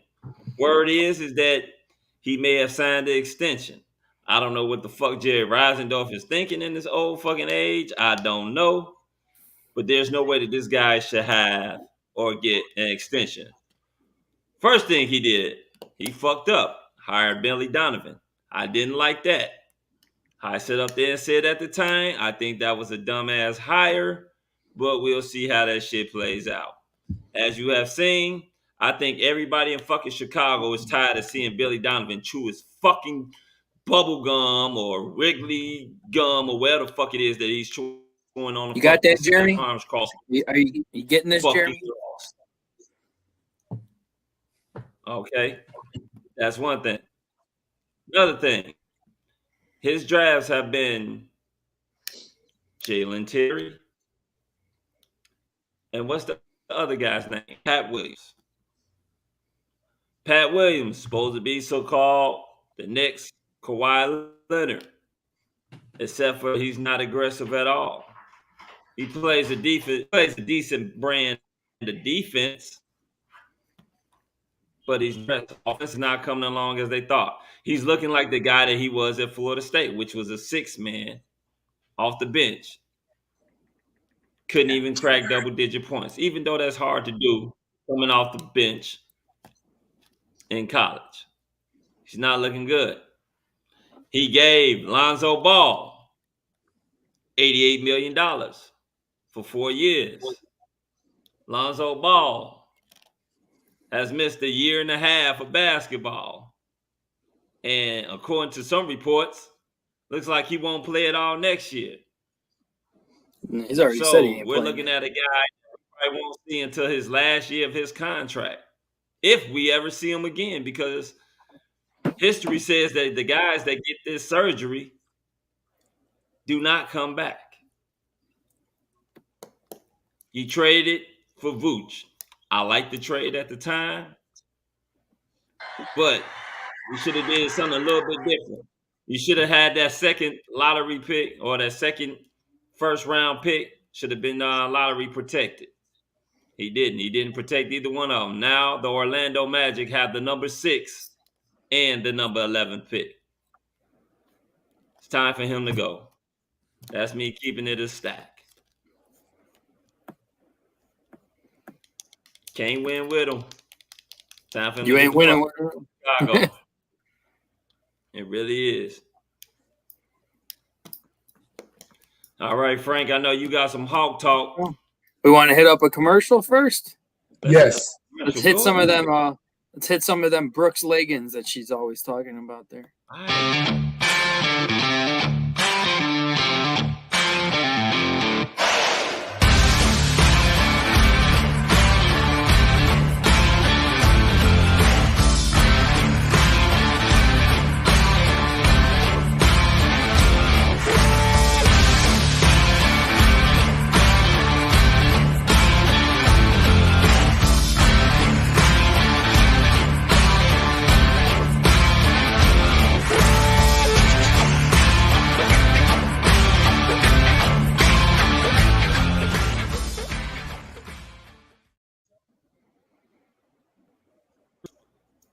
was great. What are your leggings? Got them shirts. What are your shirts? Got them shirts. Got In the them zone, hoodies. baby. Swear. Brooke was talking about she ordered that hoodie that's going to be coming in soon too. Brooke says those are not her leggings. Well, what do you want me to do? Put up your leggings video on this ad too? Yeah, she got to do it. I guess I'll look that up. I'll pop that video on here as well, Brooke. All right, just for you. Go ahead. Knock it out just for Brooke. Just for Brooke. Your ass is gonna do it too, ain't you? You're just gonna. I'm not doing it now. Oh, I'm finna say, I'm like, damn. No, I'm not doing it now. It's already 9:40. I ain't doing it now. Okay, so let's talk about what you were talking about, Frank. Let's get some into Frank's Tank's topics. I ain't putting what up you were that talking about. Tank topic. Hawk talk. You ain't got to do it. Let's do the Hawk talk. Tell us about what you've been hearing about the Blackhawks getting that number 1 pick. All right, so biggest things out there in the hockey world right now is a bunch of people crying like little bitches that the Chicago Blackhawks got the number 1 pick, saying they don't deserve the number 1 pick with all the lawsuits that got put against them in 2010. The fact that Jonathan Toews and Patrick Kane just left, and you're already going to give the Blackhawks the next generational type talent. There is a lot of question marks about that. There's no doubt about that. And I know you guys being NBA fans too, a lot of people think the NBA lottery is rigged at times too. Like the Spurs just got the number 1 pick this year because Popovich is probably going to be gone. And that's a question mark as well. You got to give them something to look forward to with Pops leaving. So when you're talking about the Blackhawks, I mean, they were still the 3rd worst team in the NBA. Let's not forget that. It's not like they were a playoff caliber team with 1% chance to get this pick and they got it. They still had 3rd best odds to get this pick. But the big question is, do I think that the lottery is rigged? It's understandable to think that it is, because what you're thinking here now is all that matters to the NBA, the NHL, the NFL, all these sports, all the sports, main sports, is it's money. It's all they give a shit about, people. It's money. They care about your money. And the key thing is, you're not going to take the next possible great hockey player and send him to Calgary, one of the worst freaking value places in one of the worst value places in Canada. Columbus, one of the worst value places in Illinois. Anaheim, top 3 worst in the NHL. Or the Chicago Blackhawks, who just finished 3rd worst in the NHL and still has the 3rd best profit in all of the NHL. You're not sending them there. Question. So I guess we're going to get hand raises here. JB, go ahead. Question. How much play does the Blackhawks being an original 6 team come into play with that? Because you can't, in my opinion, because you're still trying to promote hockey as one of the top, sports program leagues in the country.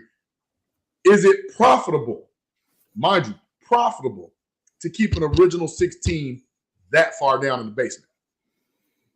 Would I say profitable? Like, it's not really that it's an original 6 team, but it's more the fact that all the original 6 teams are still one of the highest profits in all of the NHL. Mm-hmm. So, yes, you can say an original 6 team. Like, if he wanted to go to Canada, you would look at Toronto or you would look at Montreal. Mm-hmm. Both of those teams had like a 0.4% chance. You can't throw that and just be like, oh, let's maybe, sneak them in there. That would throw up a lot more red flags. The New York Rangers, I think it was 4 years ago, made the playoffs, had 1.1% chance to land the number 1 pick, and they did. Mm-hmm. There were more people bitching about the Blackhawks getting in than they were the Rangers getting in. Like, it's done is done. I don't really give a shit what other people think in regards to this, because the Blackhawks got Connor Bedard. That's all I care about. And they're not getting rid of him.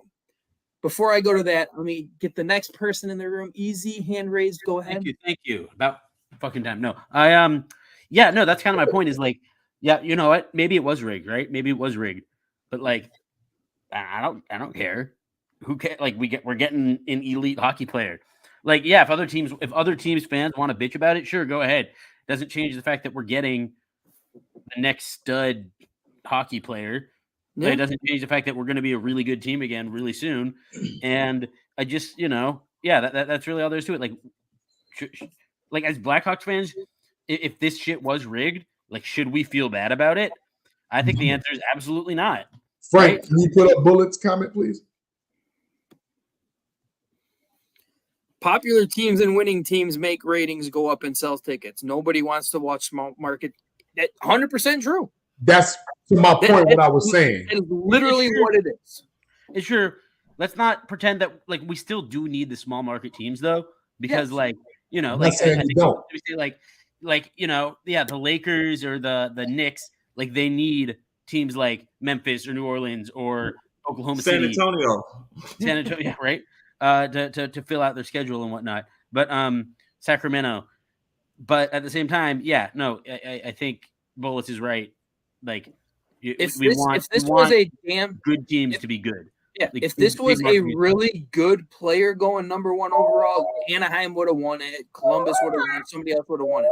But the next great player who was projected to go number one overall when he was 13 years old, they were waiting for him to actually be able to get drafted. They've been waiting this long for it.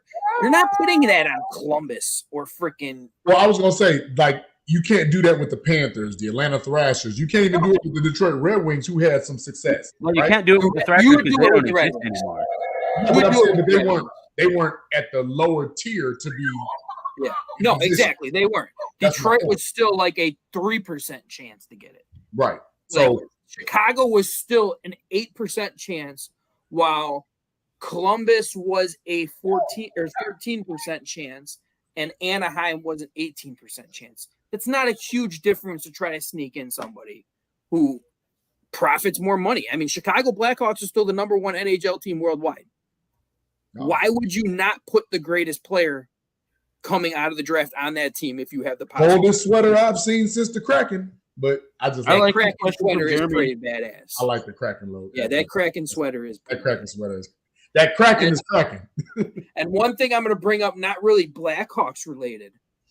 The Edmonton Oilers just lost, I think it was yesterday in Game 7. This will now mark 30 years since a Canadian team has won the Stanley Cup. Really? USA. 30 years. USA. That is insane that this is still happening. And it's not the fact that none of these Canadian. There's always at least 3 or 4 Canadian teams in the playoffs almost every single year. They just can't. I remember Gretzky on Edmonton before he went to the Kings. Like, I legit remember that. Like, Blades of Steel. Like, I remember that. Still the greatest hockey game. Yeah. Blades of Steel. But that's another little it's not really Hawk talk. I guess that could be a tank topic. But I will say this. Canada still dominates the NHL. Oh, absolutely. But ownership and running an organization, sorry, Canada. You can't do it. I think you mean sorry, Canada. And you guys got to keep crying, not ripping on Canada here, but constantly crying, saying that Bettman just never wants a Canadian team to win the Stanley Cup. Hey, Frank, what's the Final Four right now?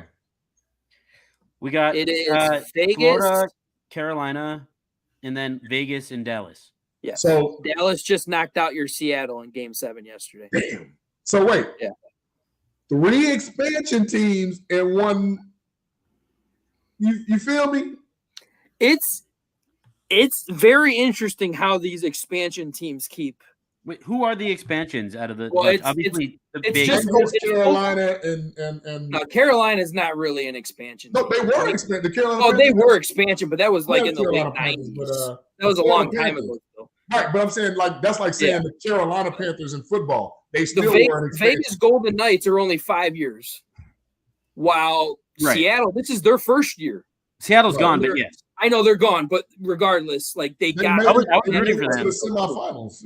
And I'm gonna say this, and I don't know. This is not rigged or anything like that. It's kind of like you can say a little bit unfair because whenever they came up with these expansion teams back in the 80s and the 90s, they sucked for like 5-6 years before they could actually find top elite talent to come play for them. It's not like that in the NHL, because the NHL pretty much for these expansion teams takes away their salary cap. Or it doesn't take it away. It kind of gives them a higher range of salary cap. So a lot of those players or those teams that are trying to shed contracts, but are still good players, but they can't afford these expansion teams because they got the money. Sending them to these expansion teams where they're not getting penalized for these contracts. So if you look at Seattle and you look at, we'll say, the Vegas Golden Knights, they don't have an elite player on their team. They have so much debt. They have 4 straight lines of damn good players. And that is what wins in the NHL, which is why that's what the Blackhawks will need to do to support their new guy. That is 100%. It'll be interesting to see what they're going to do. It's still early. Bring back Quinville. Coach Q. Quinville has been rumored coming out that he was going to possibly go to the Rangers for their new head coach to play for Patrick Kane, because the Rangers just fired their coach, and they basically said they don't want Quinville. So we'll take Joel. I mean, I like our head coach. My opinion, I like him. I like his system. I like what he brings. He brings that NHL caliber player too, that grindingness type player that he played with his entire NHL career. I like him. You just got to put a team that's going to be built around his Coach system. Q got us 3, right? What? Coach Q got us 3, right? 3 rings, yeah. He's got 4 total. He got 1 in St. Louis as well. And he is still the second most winning coach in NHL history, but he'll never get past first, which was actually our former general manager that I freaking hated, Stan Bowman's dad. Hey, I remember Bowman, yeah. Bring Coach Q back. I'm struggling with the fact that it's Carolina versus the Panthers. That's just confusing me. It's very interesting that Florida got this far. No, it's the Florida Panthers. No, I know it's the Florida Panthers going versus against the Carolina Hurricanes. Right, but Carolina versus the Panthers, just like because of football, it's been confusing me, man. Oh, that's where you're going with it. Okay. Yeah. Well, also, it is weird that those two teams, like, I feel like I don't know anything about those two teams. I picked Carolina to win the Stanley Cup to start the season, so I'm hoping they're still going to win me good. So, hey, they're nice. due. I'll root for your sake, man. That'd be great. All right. Well, let's get to JB's full court press. Well, he's got a cool little thing. I still don't got something. There's a stupid fucking thing. I'm gonna make my own fucking shit.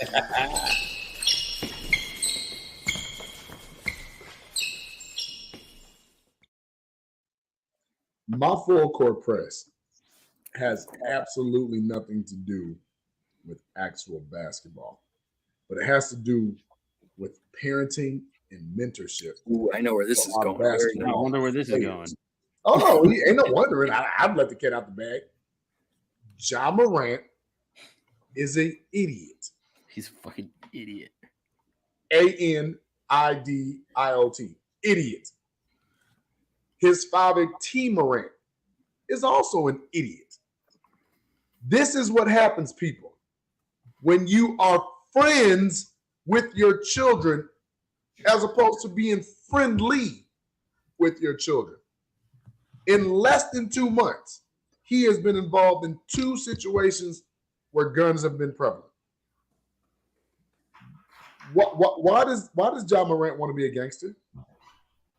Hey, Frank, do you want to be a gangster? No, I don't want to be. Hey, Easy, you out there with the Bloods and Crips. You want to be a gangster? Not particularly, man. Hey, Fal, we grew especially up with especially if I was making $200 million. I don't know why I would want to be a gangster. Clearly. Hey, Chris, we grew up with folks and Moles.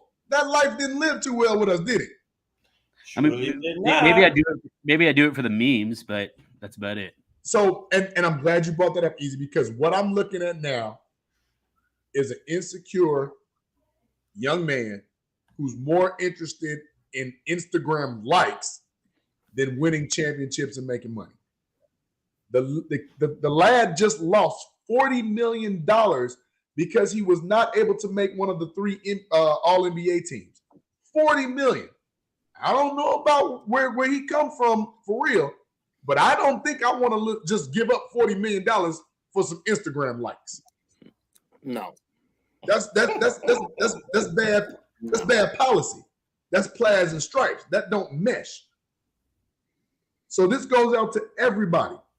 I don't know what it's like to have $200 million. But guess what? Real soon, John Morant ain't going to know what it's like either. John Morant doesn't keep it careful. He's going to be out of a lot more than that, too. He don't know what it's like either. So I say this and I urge all of us that are parents, all of us that are trying to become parents, all of us that have kids that may be prospects or whatever. Be a parent to your child. Do not be your child's friend. Because when you're your child's friend, this is what happens. That's my PSA on JB's Full Court Press. As the resident Memphis fan or the part-time Memphis fan, I just want to it drives me crazy because all you had to do was not show a gun on Instagram Live. Like, how be stupid all they want. Just not like it's so easy to not do that. All you have to do you just said a mouthful right now. It's so easy to not do that. And this is where I'm going to go with this too. After watching his video, nobody can go and blame his friends now. No. Because his friend literally threw the phone to the ground immediately when he saw John Morant pull up that gun. Because even he knew Morant's going to get in deep shit for doing that, and they wanted to hope he didn't catch it. Okay, but here's the thing. But guess what? Slow motion. If you're gonna go live with a gun, at least make it not like a little 2-inch snub nose. Like, get a bazooka. That would be funny. Now let me bring something to the table. Only get in trouble let's address the elephant in the room. Let me bring something to the table, right? If I'm rolling with foul, and I've known this man half my life, he's not going to let me be on IG Live, knowing that I have it. He's just not. Because that guy wanted his Instagram. But it was his Instagram. So by him showing I got Ja on my Instagram, he wants likes. Yeah, it was his friend's Instagram. So here we go again. This Generation Z, Generation Alpha, A, whatever you want to call them now, do not know what life is without social media. True. When you live your life for likes, this is what happens. If I have a son that played college basketball and, had a chance to play a little pro ball. If I knew that my son was in this position, I would beat his ass. Because you're not going to, for one, I'm not going to let you ruin your career. For two, I'm not going to let your knucklehead friends who end up becoming hangers-ons at some point ruin your career. Two, I'm sorry. I know this might be a sore spot for people. We all knew Barry Bonds took human growth hormones or steroids, whatever. We know it. Absolutely, we did. But you know what his trainer or whatever didn't do? He didn't let Barry Bonds take the fall for it. I'll do the jail time. Also, Bonds stayed in the gym and stayed in the batting cages and became the best hitter in the history of.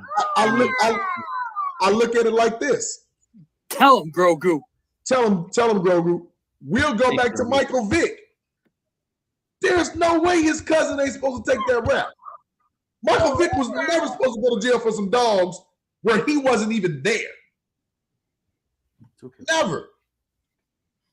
But when you put yourself in these situations, friends, family, whatever, you become a target. And when you don't have good, structured folks around you, right, this is what happens. I don't need to live my life on social media. I don't care. If you like my stuff, great. If you don't, am I pressed? I wouldn't be on social media if I was making $50 million a year. I'm only on social media so I could talk shit about Chicago sports. That's it. That's the whole. And that's most of our vibe, right? With this right now, but with this younger crowd, and this is why I said I'm not talking to Ja right now. I'm talking to T. Get your son, bro. Get your son before he throws his life away. I ain't talking about the NBA money. his Anthony's life. got a good point here too. Look at like this is the truth. He's not even about that gangster. He's not about that, and that's what I'm saying. Why did you convert? And you hit the nail on the head, brother. He's so enamored with that life. But guess what? There are real people out there that's gonna see him doing this and be like, "Oh, I got to get him." And I don't want to wake up one day to break the news saying that Ja Morant has been murdered because of a lifestyle that he chose to live that he knows nothing about. And that's what I'd be afraid of if he comes and plays for Chicago. Also, no, Memphis too. Look, like that's a threat. Memphis that's some scary shit. I remember everybody knows Memphis gun laws are not as strict and all that, so I get it. All our Second Amendment people, I'm not mad at you because you're right. I exercise my right to the Second Amendment as well. I'm not saying that in high school. But what I'm saying is, when Brooke, when you are. No, there's perks of social media. That's there not what are perks, absolutely. But when you're that guy for your family, I mean, you don't give up. You never give up the money. You never let the money take the fall. He's got a daughter, man. He's got a fucking. He just had a little daughter. Yeah. He just had a little baby girl. Another one. But you know what he just did? He forced Adam Silver to make him an example, and it's going to be a big example. I'm here like 50 games, and I'm just being real. If this had been like a year or 2 years afterwards, I might be like, whatever. It's been 2 months. Dude, you got to sit for a year. Ooh, look at Bullets rocking out to the Tupac. I hope they only give him half a year because I'm a Grizzlies fan. But here's the thing. Embarrassed. Like I'm like I said, I'm all into the Bulls now because like easy. I'm with you. I'm with you because I think the kid. I'm a big second and third chance guy, right? Right, and he didn't break a law. No, in Tennessee he did not break a law. Right, but we all know Tennessee is broken NBA law. The NBA is a separate private organization and entity. They have their own rules and guidelines you have to follow. Right. Yeah. I'll take you back to the Bulls. We drafted a point guard, Jay Williams. Like I remember Jay. He was told specifically. I remember that. Well, what did they tell Jay Williams? Hey, man, don't get on no motorcycle. Stay off your damn bike, dude. And what did he do? He refused, and he never played an NBA game again. You got to remember the NBA is all about perception. Absolutely. Ja Morant is a young guy. He's a young superstar that the NBA is desperately trying to market.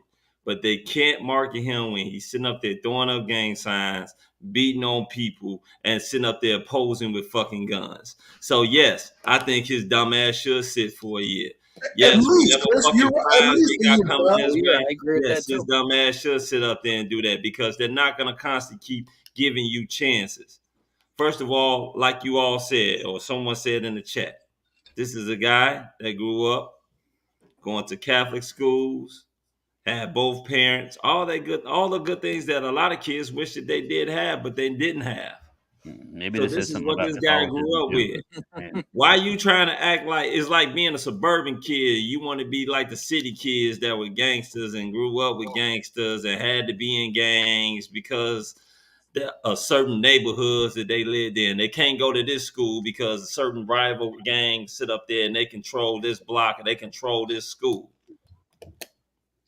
You know, you may not want to be, but you are a role model. Unfortunately, you're part of that dumbass generation that tends to sit up there and mess up and do things. What is Ja? Is he 22, 23 years old? I think he's 23, 24.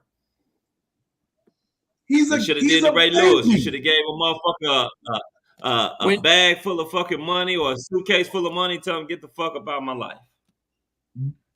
You my mans, but I can't have you in my life. You should have do that to all your boys. If they're not bringing positivity into your shit, if they're not looking out for your best interest, why the fuck you got them around you? They said, and wait, hold on, Easy, real quick. The thing that was really telling about this, that particular guy was with him in the strip club as well in Denver. Mm-hmm. But this is his childhood friend who pretty much lived the same life he did. Shouldn't be that gangster life either. No. So where's this facade coming from? Like, I don't want to be Tupac. I'm not. And it's a good point. I'm just Anthony, saying on this it's a one. specific like. Not a fan. I'm not a fan of LeBron James. Everybody knows that, especially you bullets. But I will give him props. He never did get into trouble. From all the hype that he has had around him since he was 15 years old, he's never gotten in trouble. So kudos to him on that one. It's not just he hasn't gotten in trouble. Like he's been allow people to do that. And he had good person. people, good real friends around him. It's like, let's make you a brand. Let me not leech off of you. I'm gonna tell you a story real quick because I don't want to grandstand. Although it's not the same apples to oranges, but it's still fruit. Remember when Gilbert Arenas brought the guns to the facility? Yeah, I do remember that. And then we just never saw Gilbert Arenas again. Remember when Maurice Clarett had the shotgun on the motorcycle? And we just never heard of Maurice Clarett again? This is what I'm talking about. Ja is about to travel down that. Do you all remember when Plaxico Burress, my Michigan State alumni brother, that one too, had the gun in his sweatpants in a New York club of where there are no handguns allowed and shot himself? Yeah, and I remember him saying too, he was like, it's for protection. I was like, you have like 5 security guards with you there too. Do all have guns? You want, okay, play stupid games, win stupid prizes. To me, it's like, first of all, when people say like, "Oh, it's for protection," to me that sounds, unless you have an absolute, like you actually have a reason, you have people coming after you, that just always reads as very paranoid to me. Secondly, it's such a specific thing that they asked him not to do. Like, hey, don't go on Instagram Live with a gun. Don't do that. It's a bad look. It's bad behavior. Don't do it. Frank, I need you to put up 2 comments. Specifically, again, not 3 fucking months later. That's where it's like where does he get off? Like how he's more than a few sandwiches shy of a picnic. Hey, easy. It's called Teflon. You know what Teflon does? Nothing sticks. He feels he's Teflon, right. And he's not. More like velvet flour. I need you to put up Jeremy's comment and then double back and put up Anthony's comment. So Ja just released a statement basically saying, I'm taking full responsibility for this, and I have a lot of work to do on myself. You know what? You lost the benefit of the doubt because you just said this same bull. Same shit. The first time.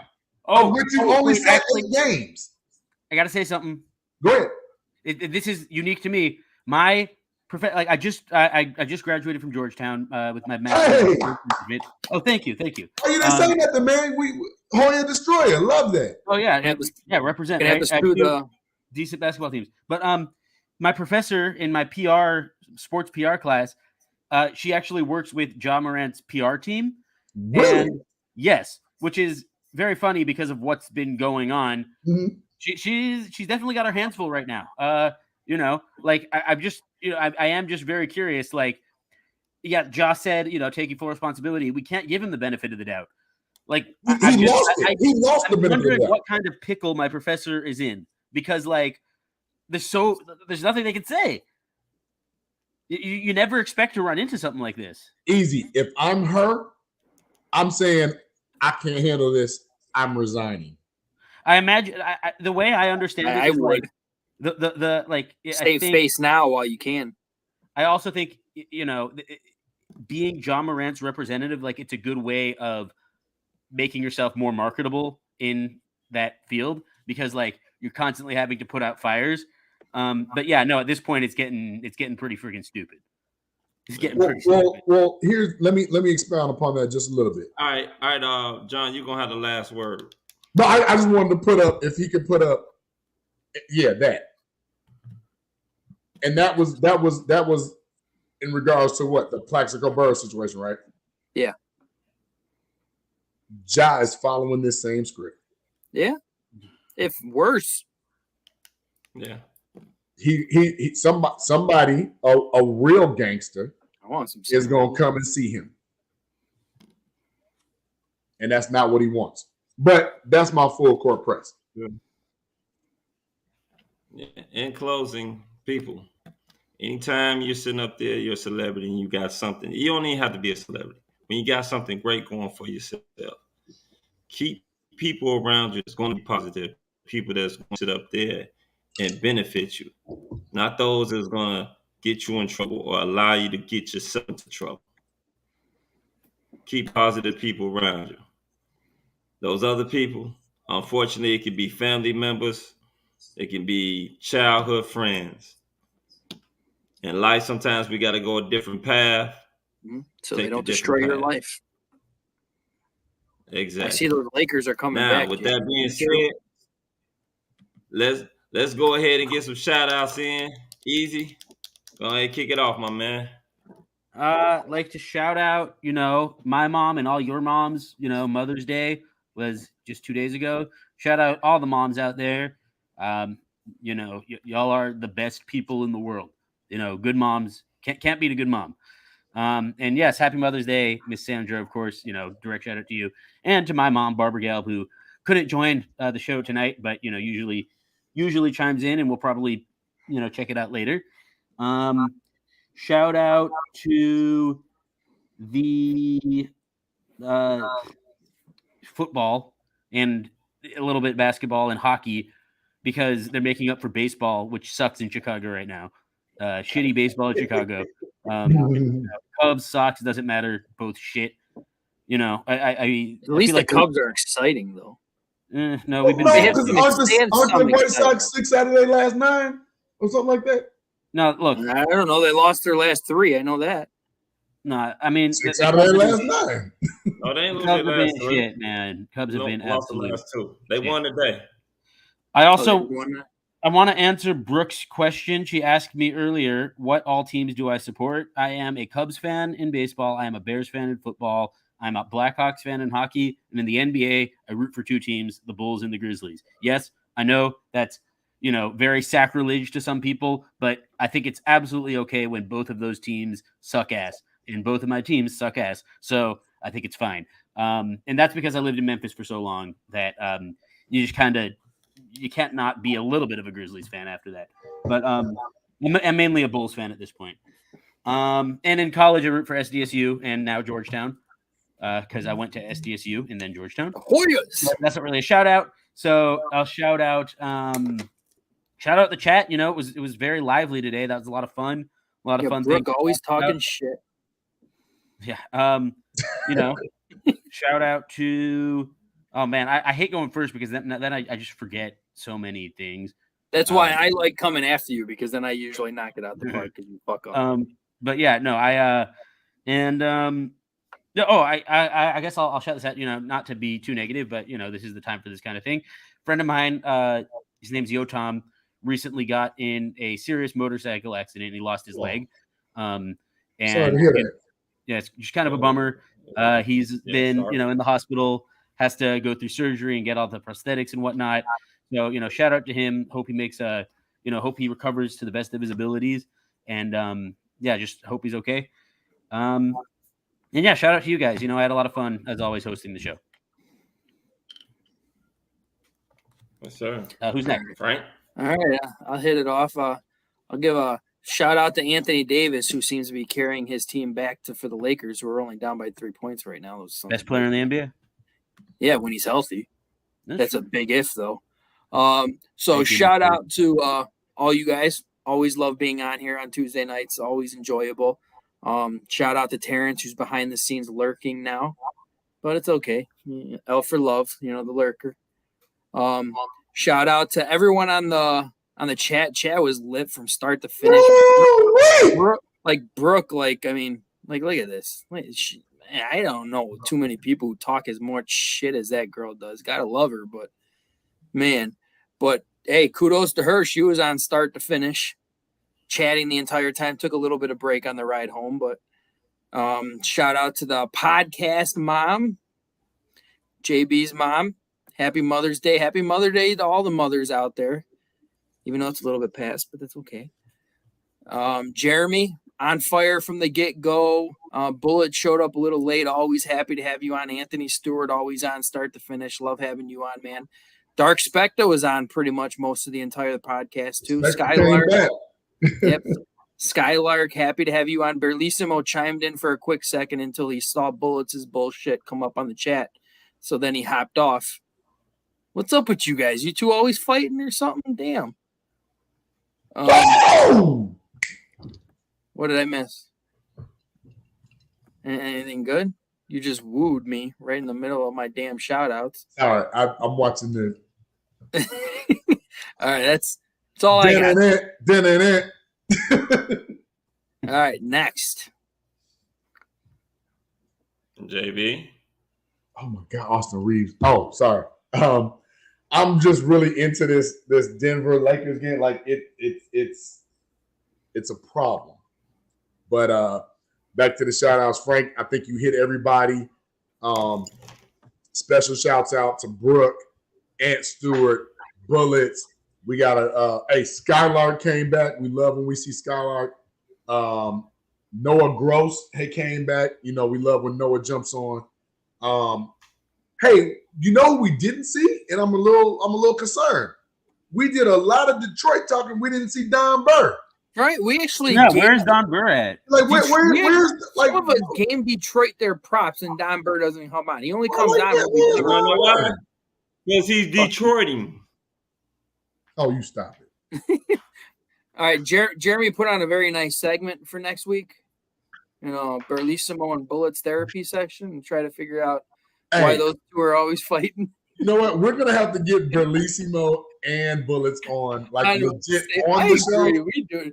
We'll make it on the show just for Berlissimo to help him out too. We're gonna have to ask, like, well, first of all, I have to give props to Berlissimo because it's like 3:00 in London right now. Like, LeBron just flopped so hard. LeBron born flopping, and he flopped out of his mother. Berlissimo.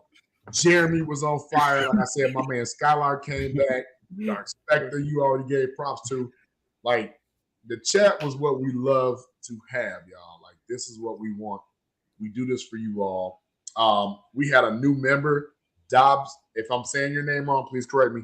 Dobbsy34. That's a new one for me. Thank you for showing. Thank you for liking and subscribing and joining us on the Chicago Clubhouse podcast. Love to have you. The conversations we had today, guys, like, regardless if we have a guest or not, we always have compelling conversations. We always have in-depth conversations. And that's what this is really about. You know, we don't prattle on. We bring our guests in, we bring our fans in, and we have some really, really, really good talk. And that's why we do this every week. And then, like, if I didn't have this to do on Tuesday, to be honest with you, I don't think I know what I'd be doing. But I love being here. So thank you all in the chat. Continue to join us and support us. We'll continue bringing great content to you.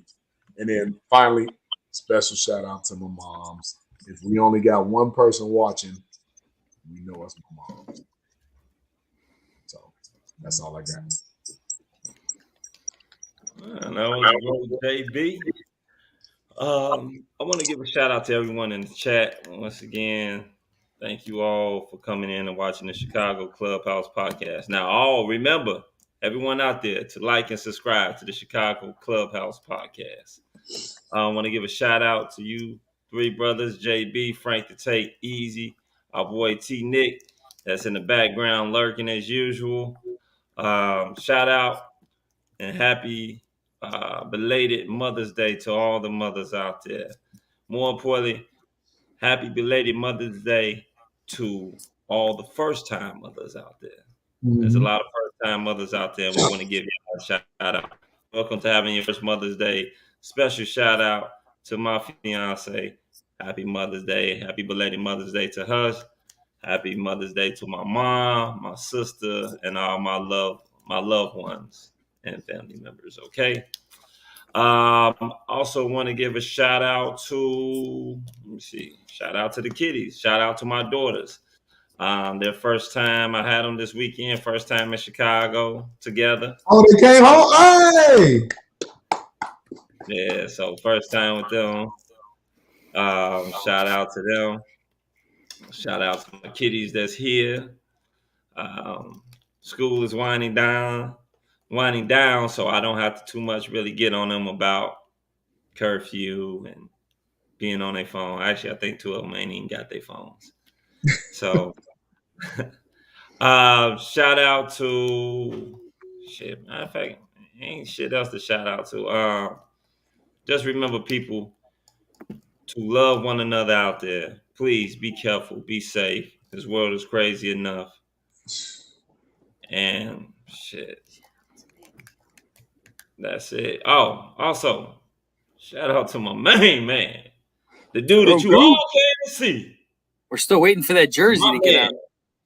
Grogu. Shout out to Grogu. And remember, you can catch Grogu on the Disney Plus channel on Wednesdays. Well, We gotta get Disney Plus. Mandalorian is done, so you can catch him on Wednesday. No, not on Wednesdays, on the Disney Plus channel. Check them out. Got season 1, 2, and 3 of The Mandalorian. Not a problem for me, Dark Spectre. Outside of that, we'd like to thank you all for coming out. But guess what? We out. This has been a Chicago Clubhouse Network production.